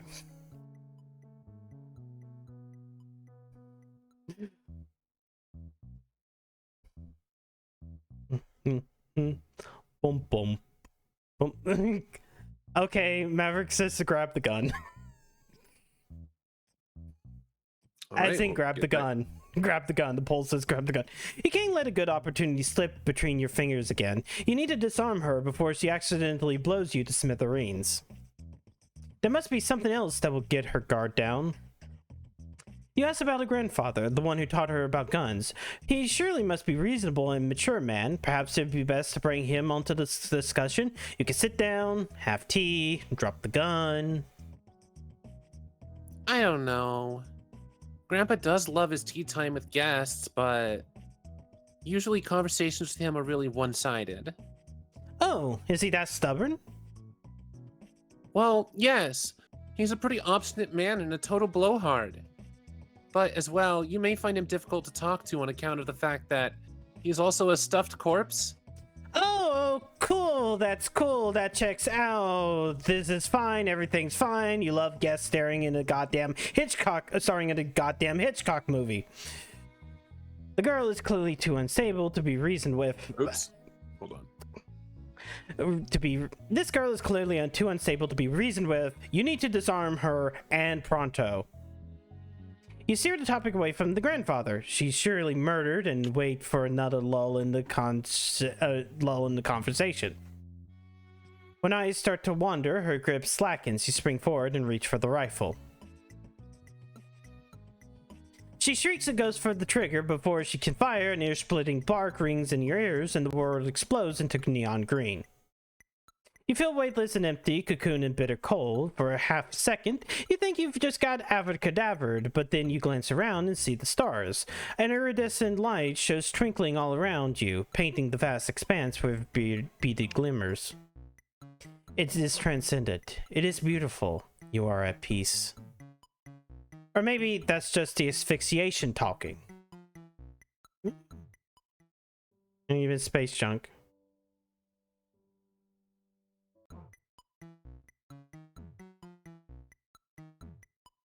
Okay. Stay calm and explain yourself. Yeah. Alright, pretty much everyone except John has called you on your bullshit thus far, so you might as well give her the full confession. You absolutely did change the course of reality, but it was a result of a genuine fuck-up, not ill intent. It's kind of a long story, but you relate it as best as you can. Your strange lack of memory, an encounter with a bizarre and magical artifact, the way you blundered into John's life and destroyed his mail as a result of your highly relatable social anxiety.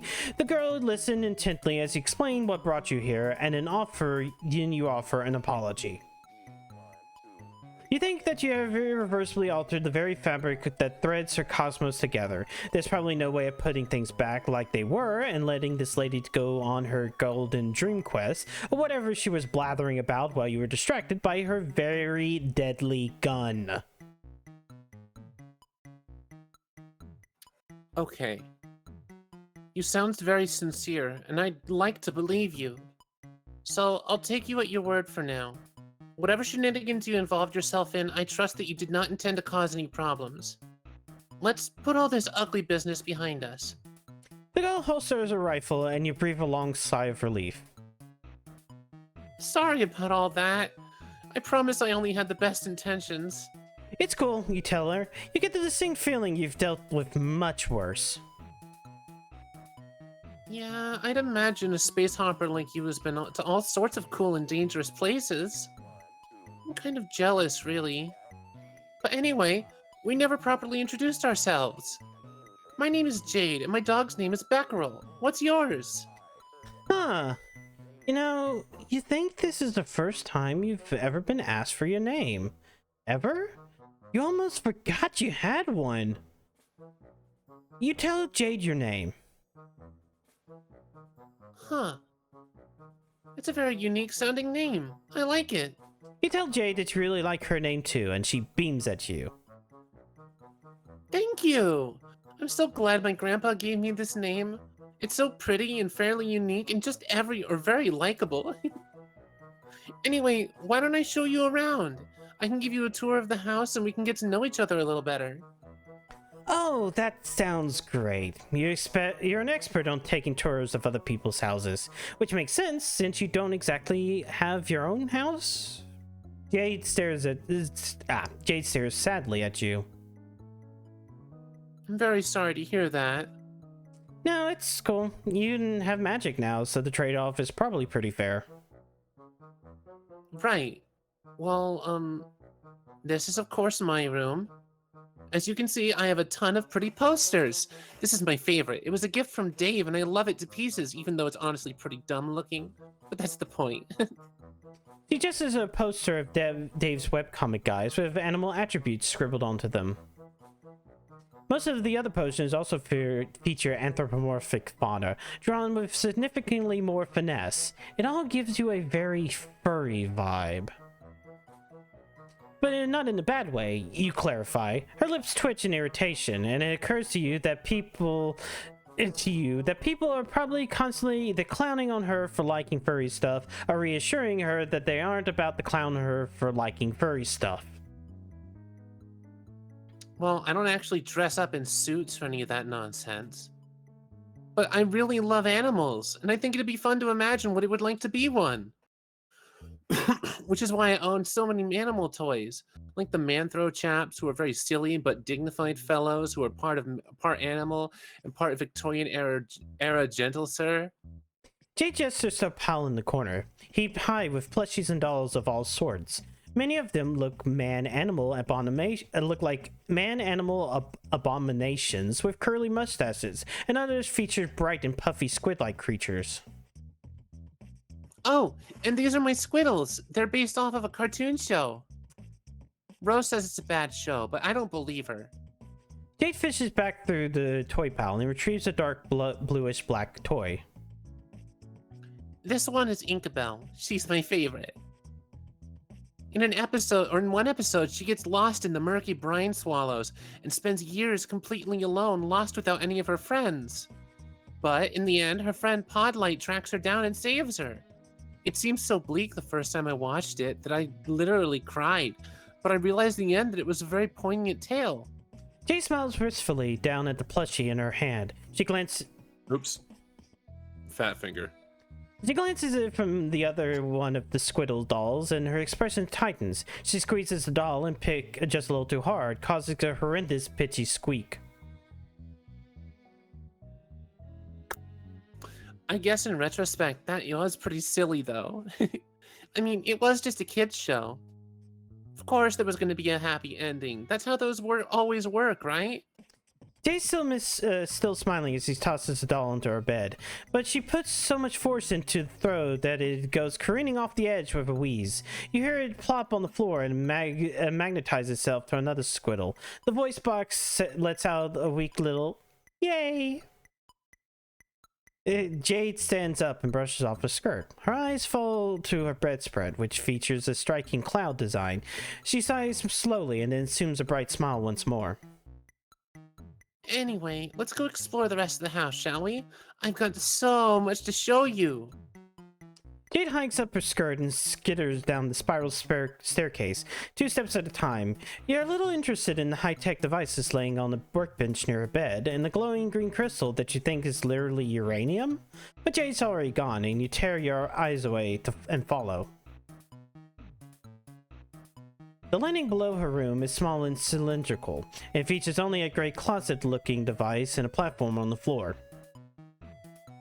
My room is at the top of the tower, but this transportalizer would take us to the garden quick and easy. She hops on and disappears in a flash of green light. You're a little nonplussed, but you've seen weirder. You step on the platform and hear a light click beneath your feet. In an instant, you're standing in a lush garden atrium. There are exotic plants as far as the eye can see, ranging from psychedelic floral arrangements to tropical fronds to fruits and vegetables. Tall windows blanket the wall and allow sunlight to stream in, and said windows are coated in steamy mist. You feel like you've just got clotheslined by a rainforest. It's beautiful, right? Jade opens her arms and spins around, gesturing to her various gardening stations. You nod. It really is. Gardening is another one of my favorite hobbies. It's a great way to get your hands dirty and do some real work. And the end result is really vibrant and beautiful.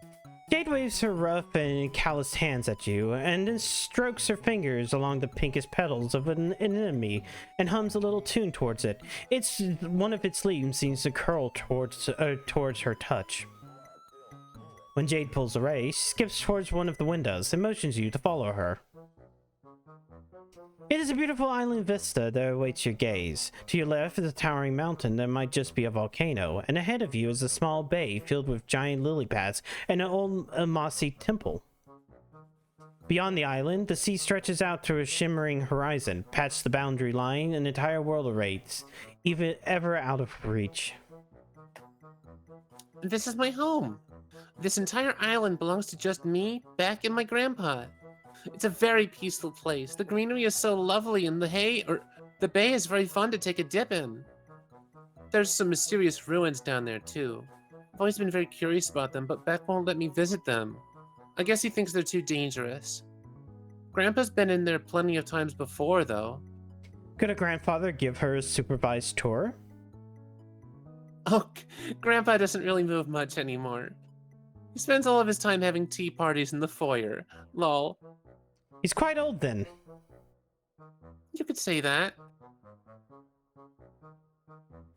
Jade wanders away from the window and towards another one, whose view is exclusively centered on the rolling blue. She presses a hand against the misty pane and sighs. You know, Dave talks a lot about coming to visit me here. I mean, all of my friends do, but Dave especially. In his usual Davey way, of course, which means making lots of jokes and not sounding very serious about it. Yeah, I'm itching to get on my safari hat and come traipsing down to Doom Death Archipelago to get my ass murdered by Infinidog the Eldritch Retriever. Stuff like that. I know he really means it, though. He wants to see me, just like I want to see him. But it's just wishful thinking. He doesn't know where this island is. Even I don't know where it is. All deliveries here go through some company P.O. box my grandpa set up before he died, and it's not marked on any maps. Because this is a special island with all kinds of important secrets on it, I guess? Or, it was special. I was special. But not anymore. Now I'm just a regular girl stuck alone on this dumb island for the rest of my stupid life. Whoa, you asked Jade if she's feeling alright.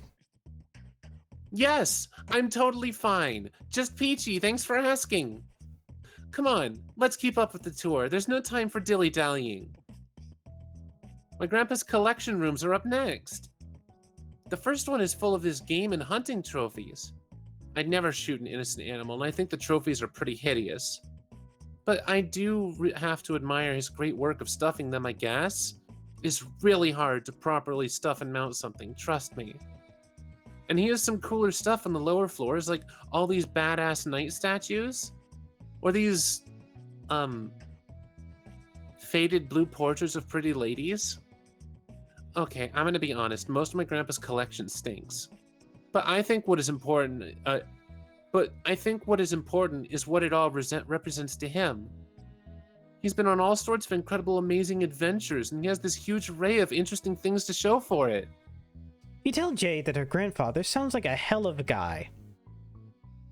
He sure is.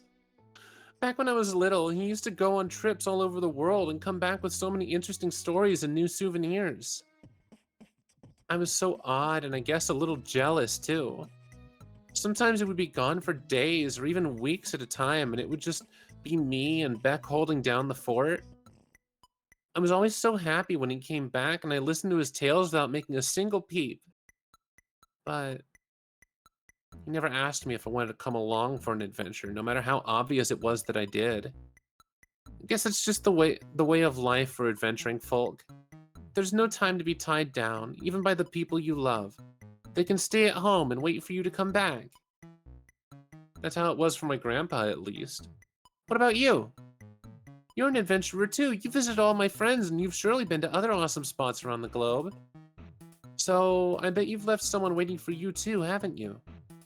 Rust floods in your veins and nestles in your heart with a burning chill, for reasons that you don't quite understand. Jade tilts her head and bores into you with a wide, curious eyes. One of her hands is balled up into a fist, and both of them are trembling as she watches you. Jeez, you're gonna have to coach another kid through parental issues, aren't you?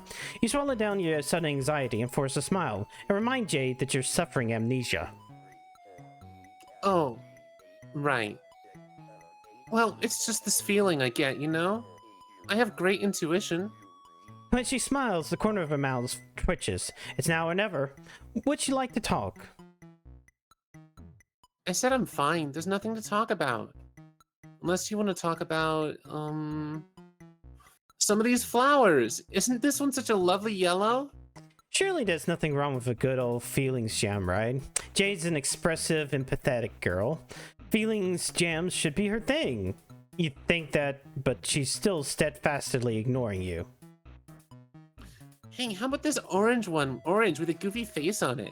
Why don't we boggle at it for a while? Jade, something's wrong. You need to talk this out. That's what you do. You're a talker. So why don't you two... Oh my god, just shut up. Please shut your stupid fucking mouth. Of course something is wrong, and that something is you. There's a long pause. Jade stands there, her eyes wide, shocked at her own outburst. She wipes a tear from her cheeks, takes a shaky gulp, and then sprints back up the stairs. Oof, that didn't work. He's standing there for a while, feeling like a tender, AAA grade jackass. A jackass steak with baked douchebag potatoes on the side. Then you sigh and still yourself and make a trek back up to her room. Jade is nowhere to be seen. Beck is pawing clumsily at a large, suspiciously jade-shade lump beneath the covers of her bed. You clear your throat and ask her softly if she wants to talk. It's cool, you say. You listen to teen drama all the time, and this is some particularly choice drama. Not that you like the drama, you clarify. You just kind of exist in a periphery of it constantly. You're a drama magnet. There's a long pause, and you're about to turn and leave when she pulls the covers off and turns to you, her eyes all puffy and red. Hey. Hey. I'm sorry I yelled at you. It's not really your fault. I mean, it kind of is, but you didn't know you were messing anything up. It's not fair for me to be pissed at you. It's just none of this is fair at all. Yeah, that sounds like life, all right. You sit down on the bed and you tell her to vent about it. It's okay. You can take it. Okay. Have you ever spent your whole life waiting for something to happen and then it didn't? Well, your memory's pretty fuzzy right now, so you can't say you have. But you think you understand a similar sense of yearning. Good God, have you yearned? Yearning is a good word for it, yeah. Let me try and explain. When I went to sleep, I would see this beautiful golden kingdom called Prospect and hang out with the people there. I'd wake up with these fuzzy, half-remembered feelings of happiness, visions of the future swirling around in my head. It was nice. It was a good life. There was this very lonely feeling that I couldn't make go away no matter what I did. I would always tell myself, soon, Jade, soon it'll all change. You will get to travel to Prospect in your waking hours. You'll meet your friends in person. You'll finally begin to live, like really live. I've waited days, months, years for the day to finally arrive, and then it never came. I was so sure that it would come on John's birthday. All of my dreams told me so. All the signs were there, but it just didn't happen. Now I don't know what to do with myself. I was able to ignore the lonely feeling because I knew that it would disappear one day, but now that day has slipped me by, and it's like all those years are catching up and crashing down on me at once, and I feel so small and helpless and sad, like the loneliest girl in the world. I don't want to put this all on you. That just wouldn't be very nice, but it's not fair. Jade vaults from her bed and stamps her foot on the ground hard. Her face is flushed and streaked with tears and snot. She looks awful, frankly, like someone's been holding it all in for far too long. Beck gets up and starts licking at her cheek, and she holds him off until she can wipe her face on her sleeve. Thanks, Beck. At least I've got you for a best friend, right? Jade settles back on the bed, stroking Beck's fur softly. I have a lot of complicated feelings about all this, I guess.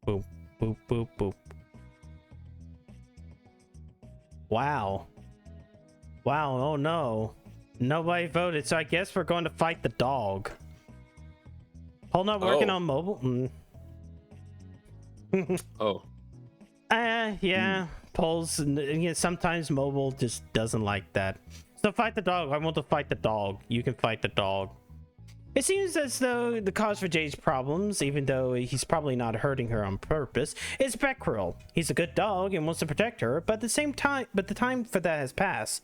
Jade has a new omnipotent friend in her life, and she got places to be besides this island. There's only one thing to do. You need to establish yourself as the new alpha of the pack. You must win the right to escort Jade to visit her friends. This is how dogs work, right? Yeah, it is. It definitely is. You think? You square up, bend your knees, and tense your palms. What are you doing? Don't worry about it. You tell Jade you're practically an expert in Lucis wrangling techniques by now. And what techniques? What techniques? She shouts behind you, but you're already charging. Beck doesn't see it coming at all. Perhaps because it's a spectacularly stupid thing to do. You go to tumble to the ground with him, manage to pin him.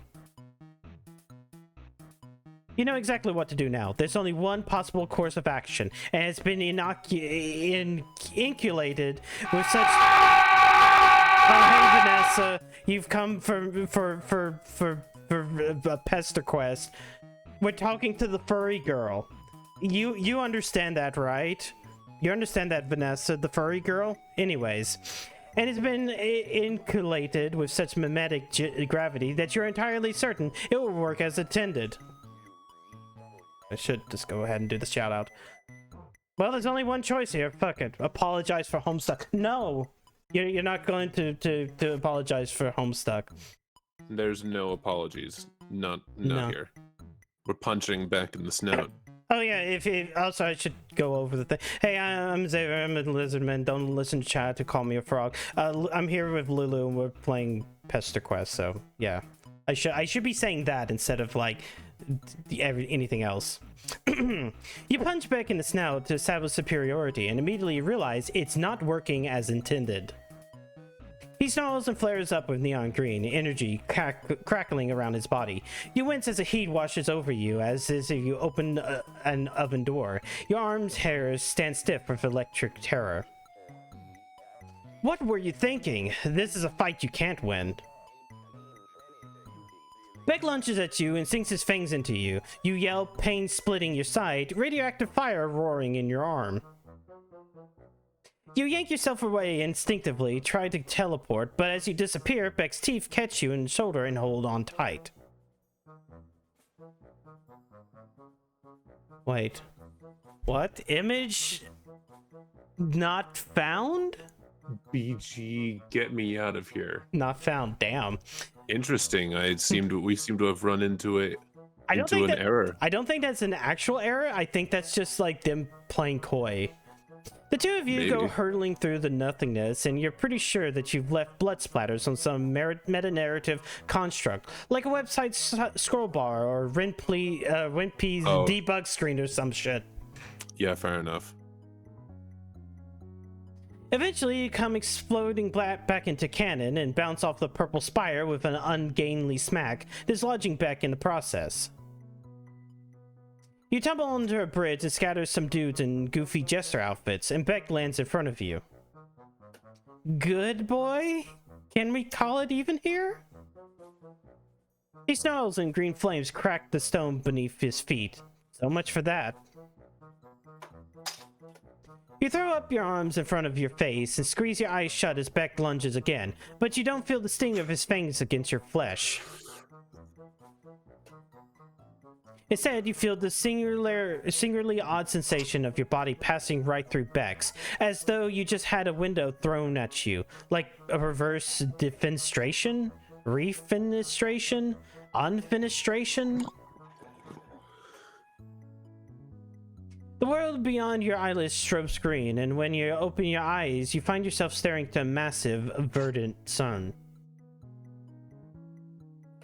You think that when Beck went in for the kill, you must have phased through him as his powers surged? It was pure dumb luck, and you can't imagine what kind of precise timing it would take to pull that off on purpose. The good news is you're alive, but the blood loss is really doing a number on you, and you can't focus your powers. Your vision flickers at the edges, and there's a ringing in your ears louder than the flickering flames of the sun. You only barely hear a voice from behind you as your eyes glaze over. Who's this douchebag? Stolix, be nice. This douchebag looks very injured. Oh, sorry, I meant it. Who's this douchebag? I forgot that his teeth got knocked out, so he speaks normal again. Anyway. I think they're going to have to restart and try again. It's been also a while since Iridia. Better luck next time.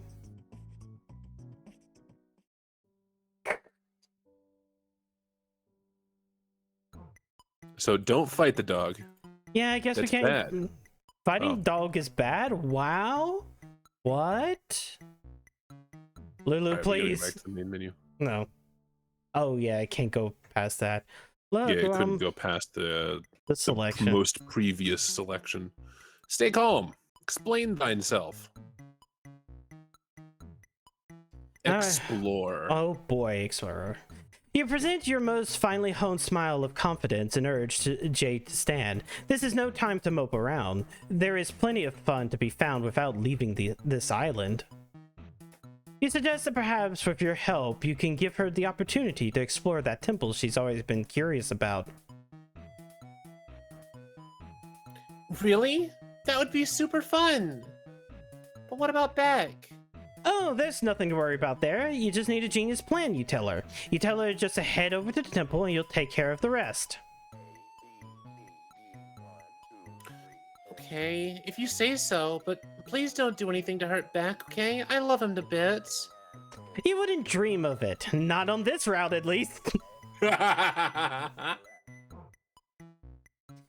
Jade transportalizes downward, and you turn your attention to Beck, who idly sniffing one of Jade's plants. You advance on him slowly, but with intent. You know what must be done. Well, pet the dog. You get right in there, you pet the hell out of this dog. You employ all your strongest pamper techs like the quick scritch up, the main massage, the rare coddle brand EX dog smite. Doge smite. Oh wait, fuck that. Somewhere in the distance, a bluebird observes your masterful display and chirps happily. But suddenly, Beck's head snaps up and he points his snout in the direction of the temple. Whoa, whoa, whoa, whoa there, buddy. Now's no time to be thinking about Jade. Not always barely Scritch's time. You stop rubbing Beck's stomach and he flops onto his back with his tail wagging on his feet and his feet curled up. Who's a good boy? Beck looks up at you and you see the cosmos reflect in his deep, piercing eyes, and you understand. He's a good boy, and he knows it. After a while longer spent threading your fingers through his silky fur, Beck curls up beside you and yawns, starting to nod off. You kiss him on the forehead and take the opportunity to slowly stand up and exit the room, letting the sleeping dog lie. You're a little worried about alerting Beck by using your powers. It seems that he's pretty keyed in on that kind of space-time manipulation, so you take the long route to the temple.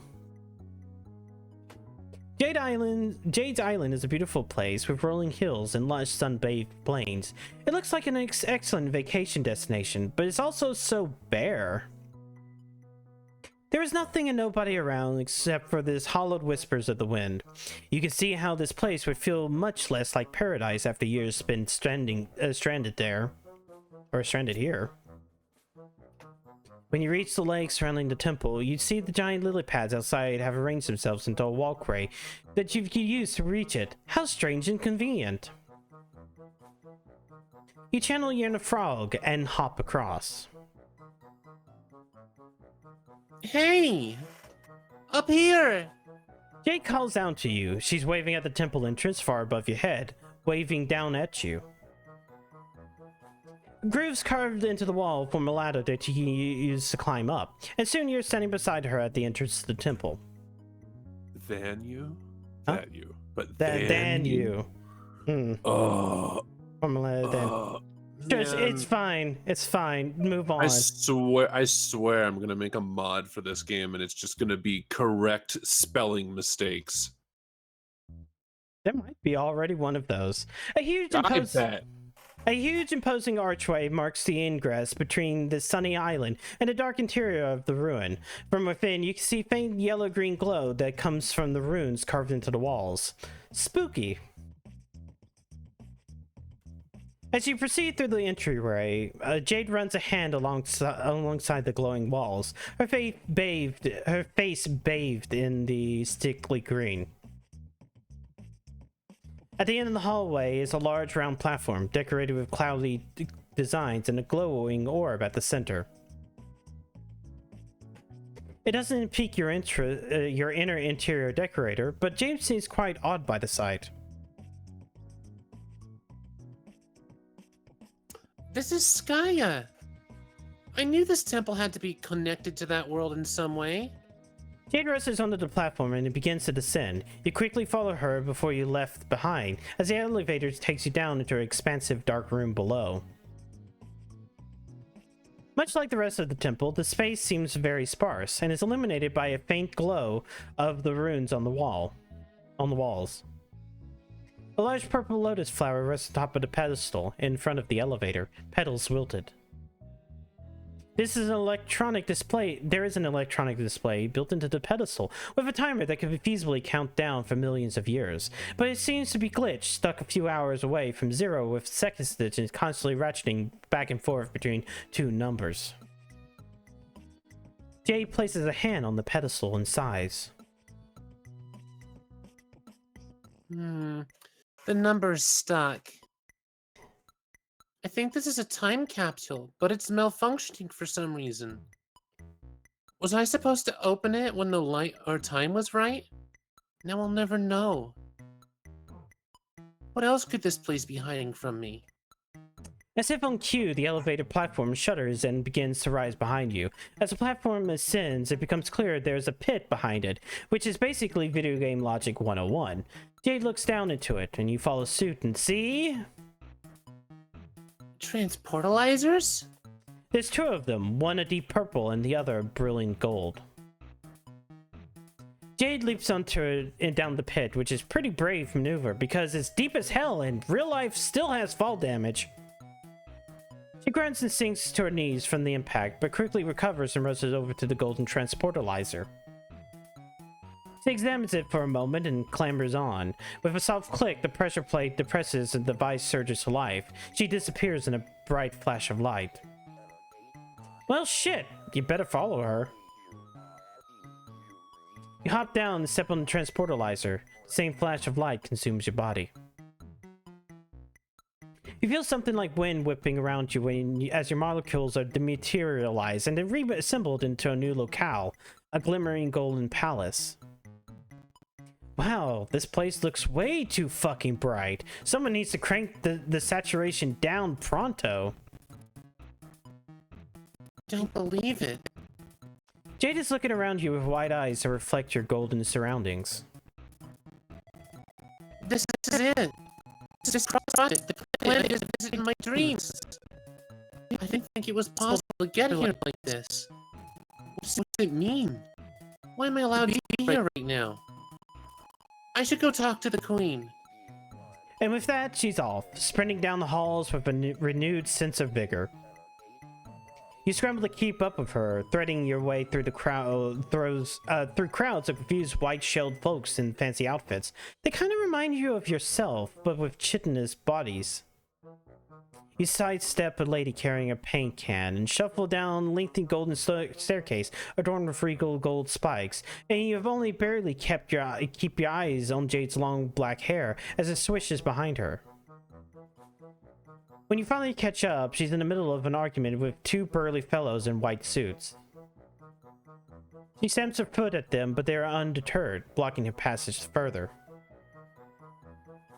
Eventually, Jade wheels around to look at you. She tries to soften her expression for your sake, but her face is still sour. The guards won't let me see the queen. Apparently, she's really busy with something. They told me I'm not supposed to be here and that I have to leave right away. This is totally bull. I'm a princess. I swear some of these idiots can't even recognize me without the pretty golden dress. Ugh. I guess I'm not getting any answers here either. Let's just get out of here. And she's off again, this time striding forward with her fist curled and her jaw set. You glance back at the guards, whose furrowed brows strike you more as a worry than ire, then follow Jade back. You're almost to the exit when you see it. A dark figure silhouetted against skies brilliant blue.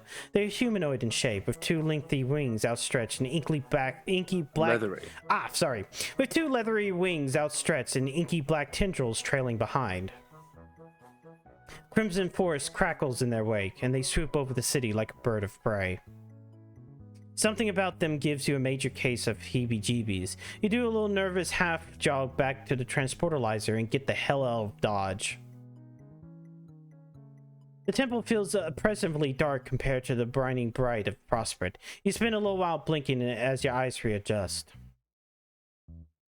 This transportalizer you just used flares up red, and then cracks. That's probably not a good sign. Is it? And you do what you do best. Ignore it and climb out of the pit. Jade is sitting beside the Lotus contraption, running her hand along one of the pedals with her face set. What does all of it mean? Was this here all along? Has my grandpa been to Prospect before?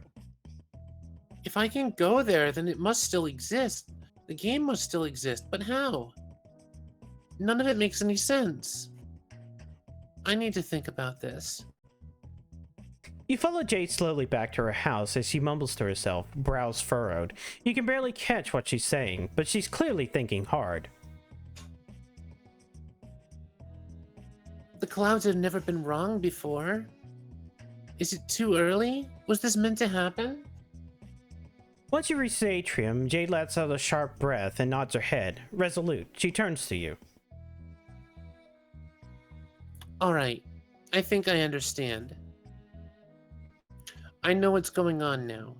Great! You offer your most winning smile. What's the sitch? Well, the truth is I was always being very immature about the idea of being a hero and having a destiny. Life isn't like in kids' cartoons after all. Heroism isn't all rainbows and sunshine, and it's childish to think that everyone gets a happy ending. That kind of storybook stuff doesn't really exist. To be a real hero, you have to be prepared to suffer horribly.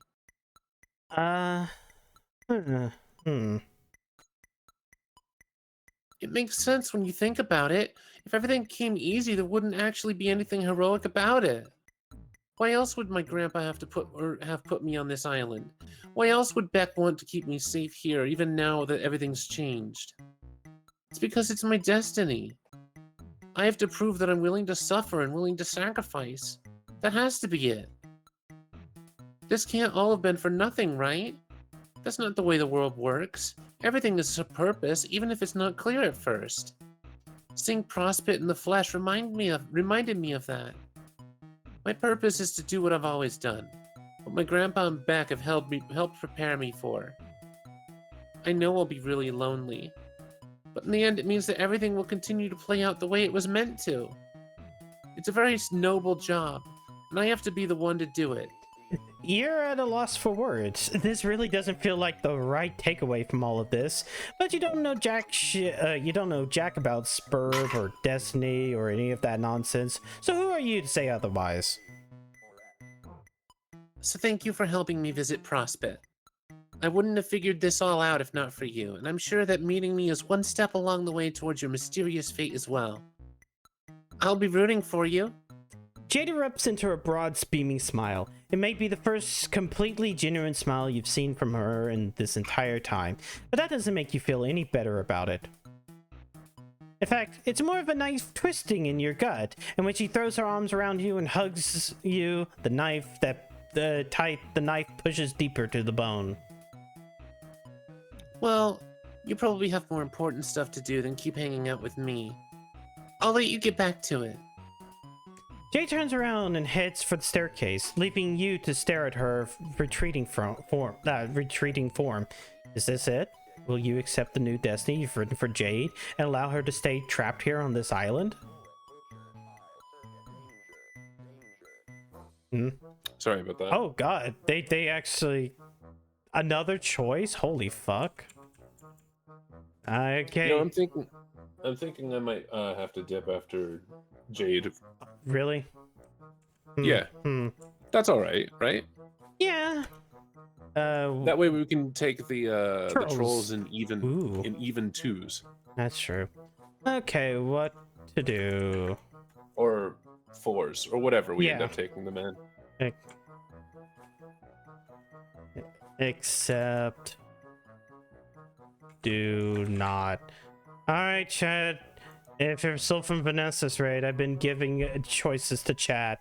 You can vote. Vote on what we have to do.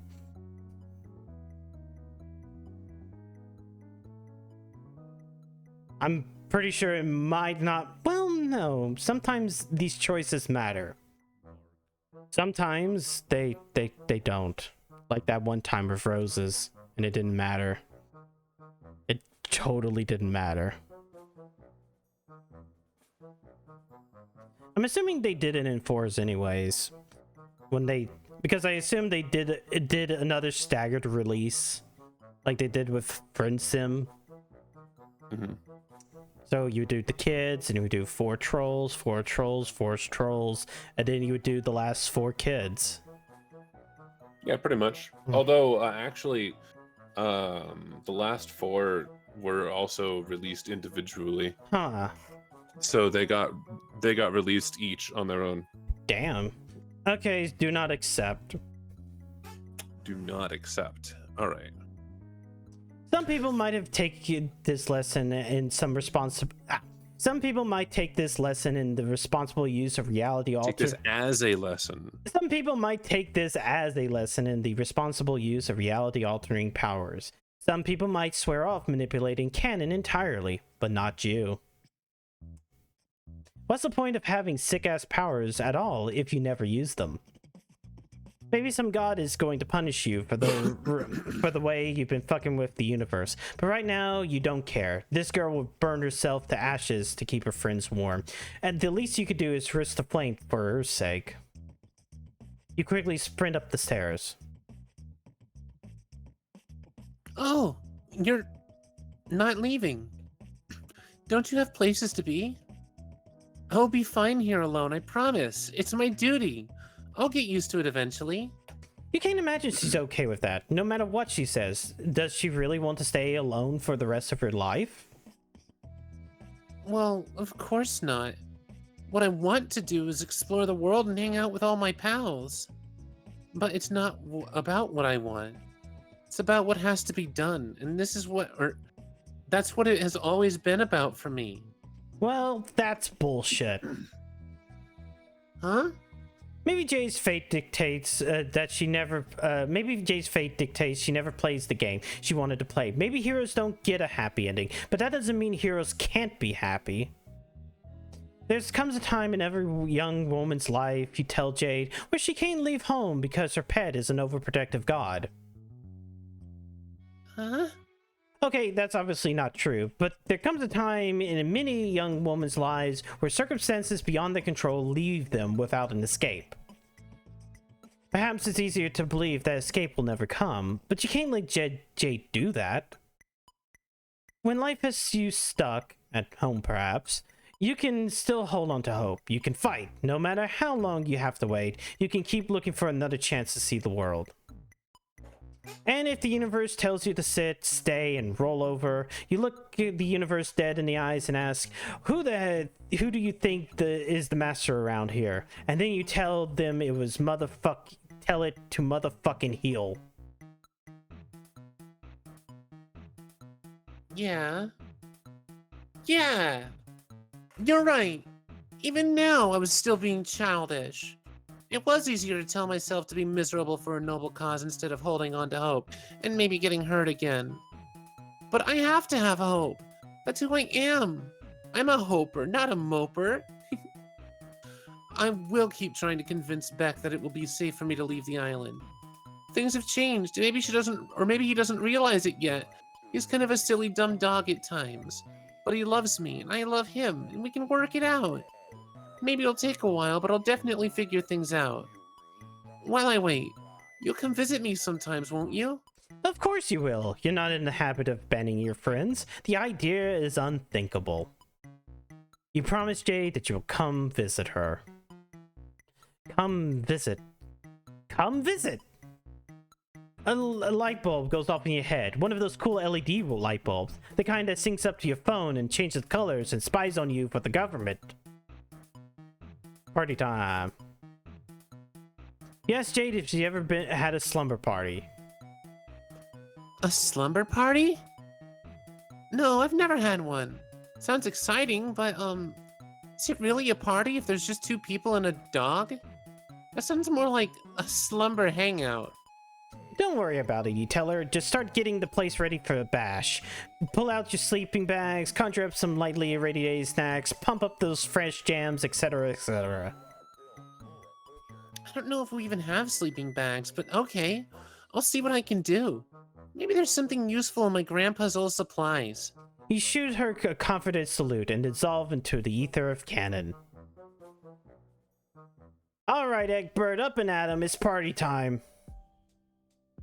John yelps and tumbles out of his chair, crashing to the ground in an undignified heap. It looks like he was in the middle of debugging some code on his computer when you interrupted him. He disentangles his limbs and stands up with a groan. Okay, Magic Mailman. We need to get some things straight.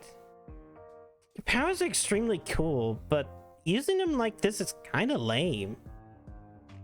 Jump scares rank very low on the prank scale. They don't take any effort. They're just sort of mean and annoying. You apologize for scaring John. You're just in a very excited mood right now because it's time for a mother fucking slumber party. Oh, cool. I've never been to a slumber party before. Who's it with? You grin. Don't you already know who it's with, John? The American Association of Mailmen? You give him a blank stare. Oh, right. I have probably my other friends. That one should have been obvious. There you go, John. You tell him to pack up whatever supplies he thinks he should bring, and to get ready for another whirlwind ride through space-time. I don't know. I should probably do the responsible thing and let my dad know I'm going on a trip, even if I'll be back soon. Okay, that's fine, you tell him, but don't take too much time. The route's already getting pretty long. Cool, okay, what should I bring? Oh, I need to grab some movies, definitely. Dave will be there, right? I should bring some McConaughey movies, so he realizes I was right all along about Matthew's stellar acting. Oh, of course, some snacks. This is a great time for me to unload all the excessive birthday cakes my dad made for me. Seriously, there's like hundreds of them in the fridge. It's highly ridiculous. You wait patiently in John's room as he goes downstairs to fetch his bounty of cakes, talk to his dad, and do all his other preparations. It takes forever. You're not really sure what he's doing down there. You think he might be walking around, examining all the objects in his home in great detail, and solving a bunch of puzzles? Come on, John, this is not the right genre of game. Get your shit together. Okay, ready. Alright, step 2 is to go get Rose. You take John's hand and zap the two of you into Rose's mansion. John spends a while goggling at the giant statues of Zesapan the Learned. Then you ascend the staircase towards Rose's room and knock on the door. Her voice comes from within, slightly muffled. You're home early. I've been hearing strange noises from the neighboring lab of late. Have you? Rose opens the door and freezes. John?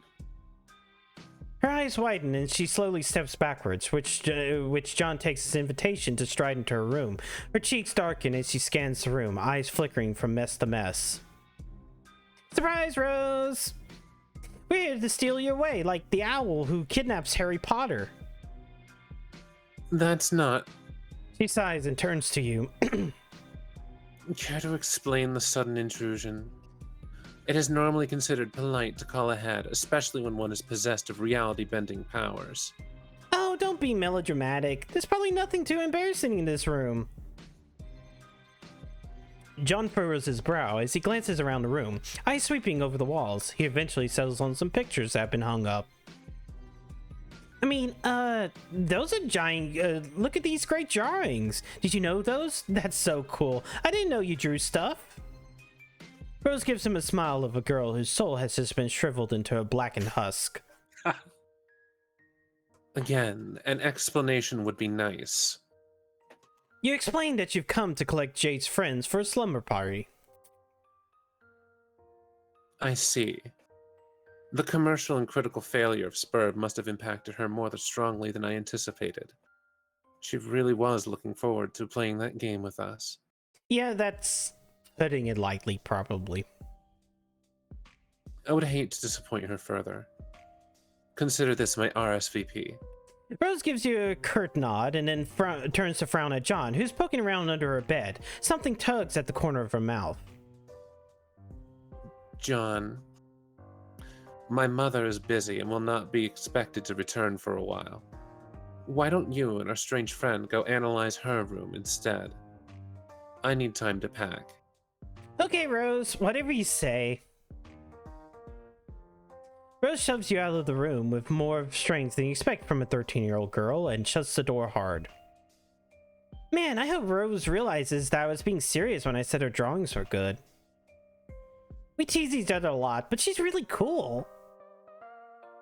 John's speaking loudly enough that Rose can almost certainly hear him from the other side of the door.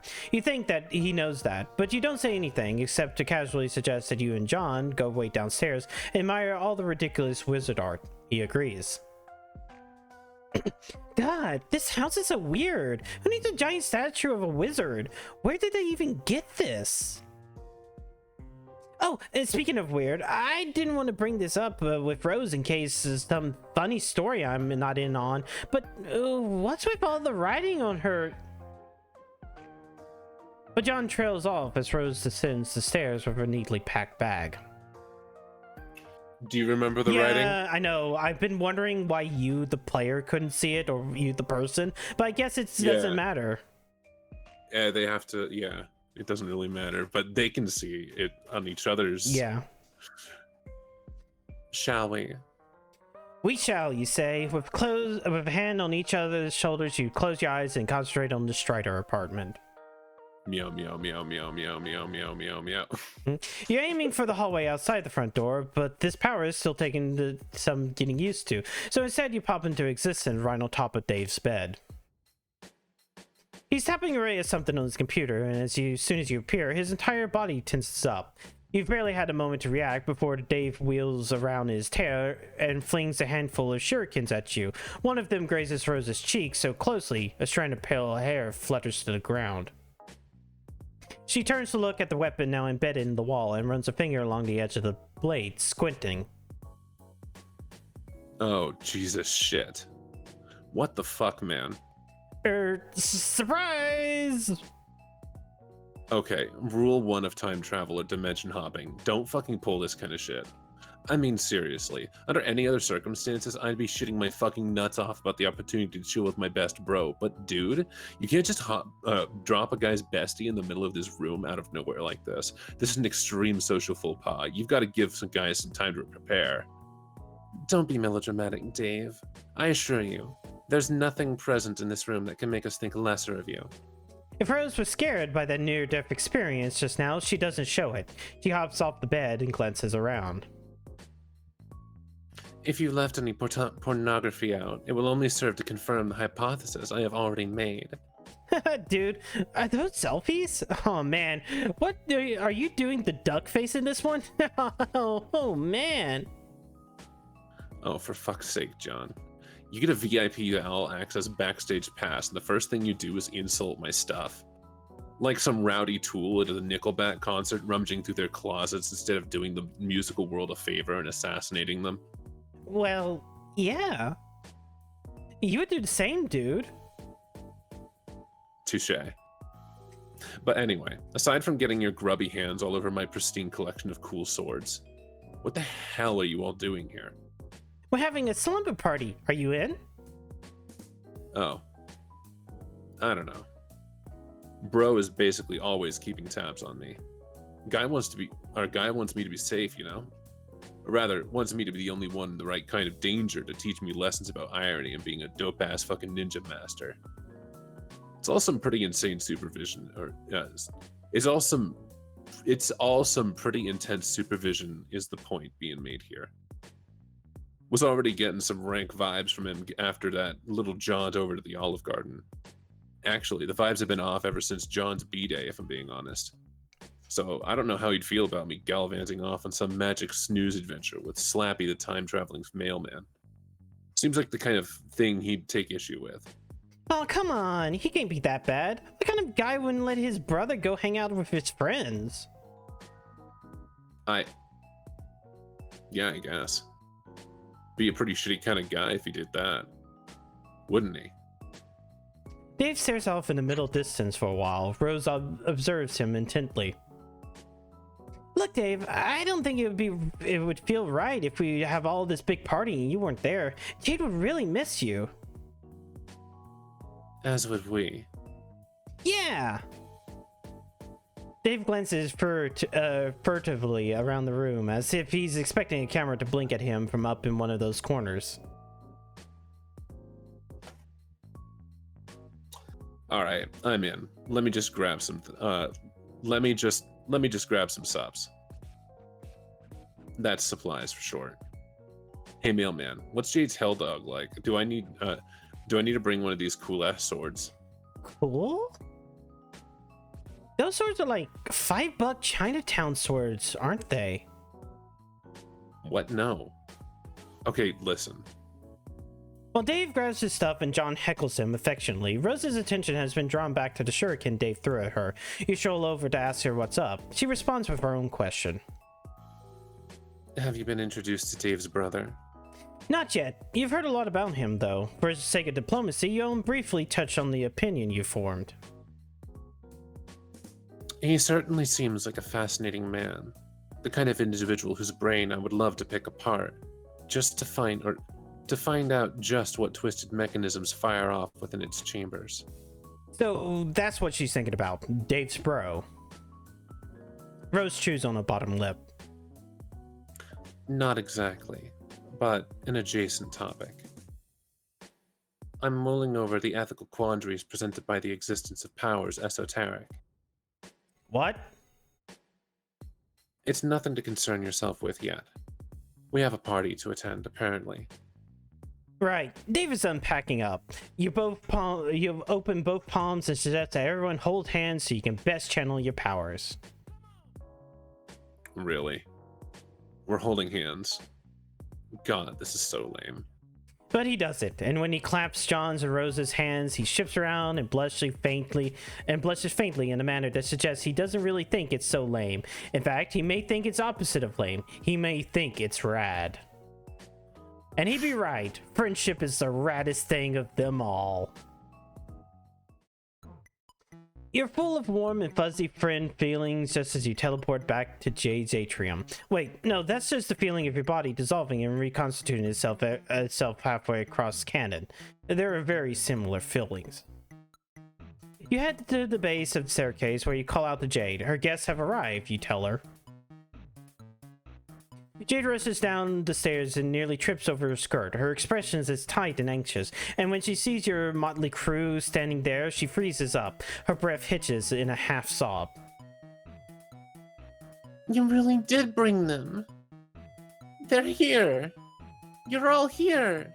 Jade breaks into a wide grin and sprints forward, launching herself like a missile at her friends. Dave throws himself bodily out of the way, and Rose takes an alarmed step back, leaving John to bear the full brunt of her affections.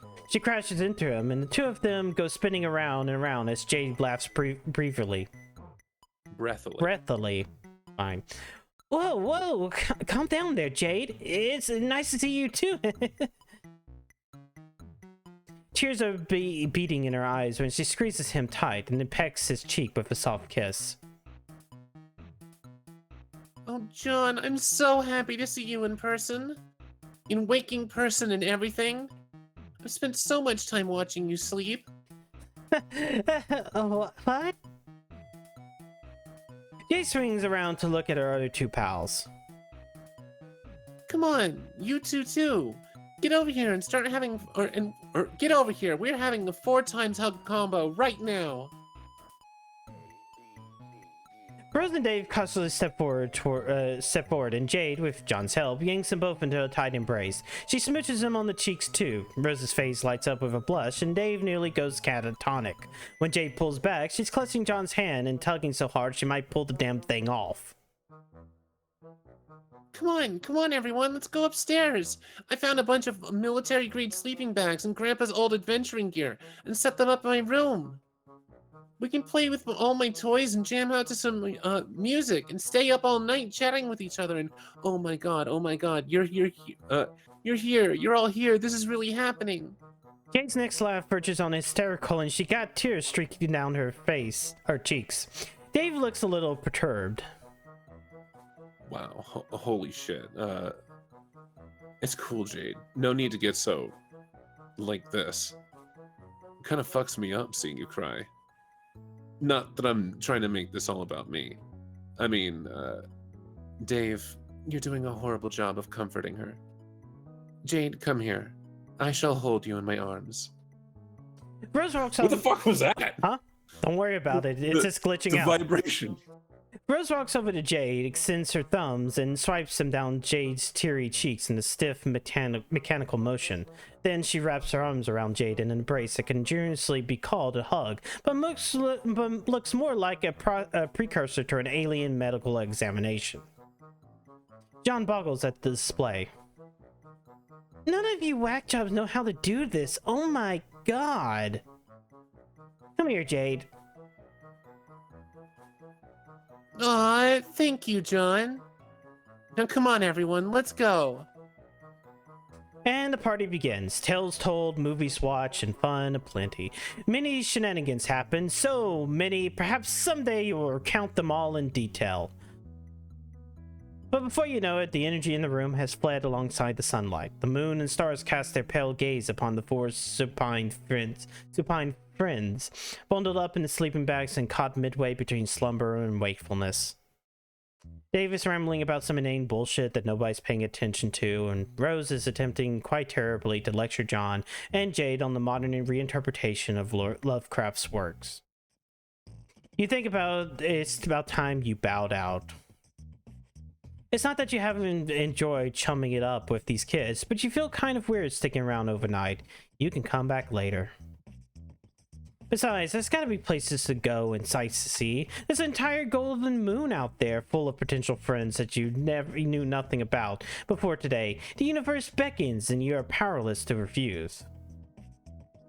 You give Beck a little nod like, hey, take care of these kids. Beck doesn't nod back because he's a dog, but you like to think he understands.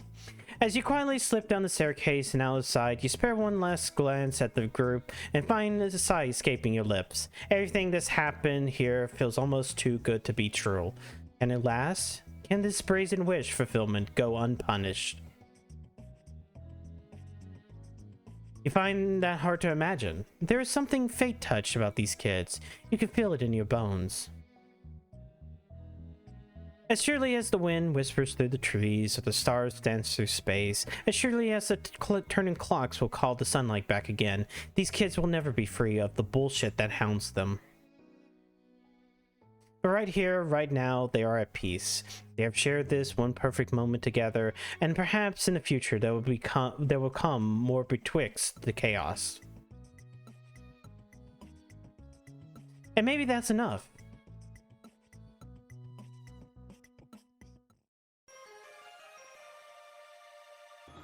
Jade drew herself. Oh my god, why did Jade and Dave both draw themselves as furries? Oh, actually, no. Why is Dave Tigger? Actually, that's Aquit Permusk. I'm sorry. No, that is Winnie the Pooh's Tigger. He's gonna bounce on shit. That is his ironic persona. Yeah. Aquit Permusk. Yeah, sure. Ironic. No, yeah, it's all irony. Yeah, sure. I guess we need to go back and do that other bad end. I suppose. Let's see if it even goes anywhere because Yeah, it's probably like I 5 remember- seconds. It could be if I remember correctly, it actually just kind of ends. says no. Actually, it basically just says no. No, we're helping. Well, let's see. At the dog. Except. Wow, huh? You're kind of a huge jerk, aren't you? Or maybe the narrative is a huge jerk, is what you would say, but now you're practically in charge of the narrative. So yeah, it's just basically just you. But Jade seems happy enough in a lot of life. Maybe she's better off this way, instead of whatever danger she would have gotten caught up if she has played Spurb. Yeah, you just keep telling yourself that. Important heroic end. There you go. I just wanted to make sure. There's content. right. There is content, and content had to be made. We got the worst good ending, I guess. Better than asphyxiating in space. So you wanted to call that after this one? Yeah, Okay. I think it's a good spot because the rest of these, yeah, volume 5 route 1, volume 6, volume 7, volume 8. So we could probably on a normal day get 2 volumes done at a time. Mm-hmm. But this kind of felt like, a good wrap up point because it's like, Yeah. the kids, The kids. the beta kids all wrapped up having a nice time finally. The better kids. Damn. Yeah, I'm gonna be like that. All right. I guess then we can just I'll just go over to the room. So no streams tomorrow because I'm going to be out of town, and also on Wednesday because while I come back to town I will probably be dead tired, and by the time stream happens I probably would be either asleep or have just woken up for like an hour and probably still doesn't feel like streaming. But we'll continue this I guess on Wednesday. And if at some point things fall through, I will probably play like one of the multitude of games that I have. Yeah. Sounds good. Sounds like a fun time. Yeah, I mean, I still need to finish Pikmin. Mm-hmm. And because Pikmin, I didn't finish. I didn't finish Pikmin. Did you ever play Wani? No, I didn't. I have not played that game, and I'm not going to play it until I buy it. Not until you buy it. Not until I buy it. The thing What if about I got it for you as a gift? then I would have to play it, but then I would also need to go through it as fast as I possibly can before May happens, because I want to do Mario games in May. And then I want to do Sonic game, like a couple of Sonic games sometime before the Shadow. Like I need to play Shadow the Hedgehog eventually, and Sonic Heroes, and those are like the last 2 mainline Sonic games that It's chill. It's chill. You wouldn't have to play it immediately. You could just hold on to it and play it later. I know. Fuck. Who can I go? Who can we all go harass? Wait, there's people. Is Abigail on? No, Abigail's not on. No Crockham. No Crockham. No Mumpky. Bat at video games is. Oh yeah, we could go harass Morch. She understands a Homestuck or two. Yeah. Anyways, let's we'll go harass them. We'll go harass. She's playing Monster Hunter with more people from Girls FC. Frontier's fun. Frontier has a lot of monsters that I wish were in the mainline game, like this giant blast lizard. He's like so big. He's so fucking big. But then there's also the Kezu that roars you, but you know, we don't talk about that. He also gives you a heart attack. Anyways, thank you guys for coming out tonight. Stay safe. I'll see you guys on Wednesday for more Pesterquest. Have a good night and a great Monday and Tuesday. He's so fucking big. He is so fucking big. That lizard is so fucking cool and big. Bye, everyone.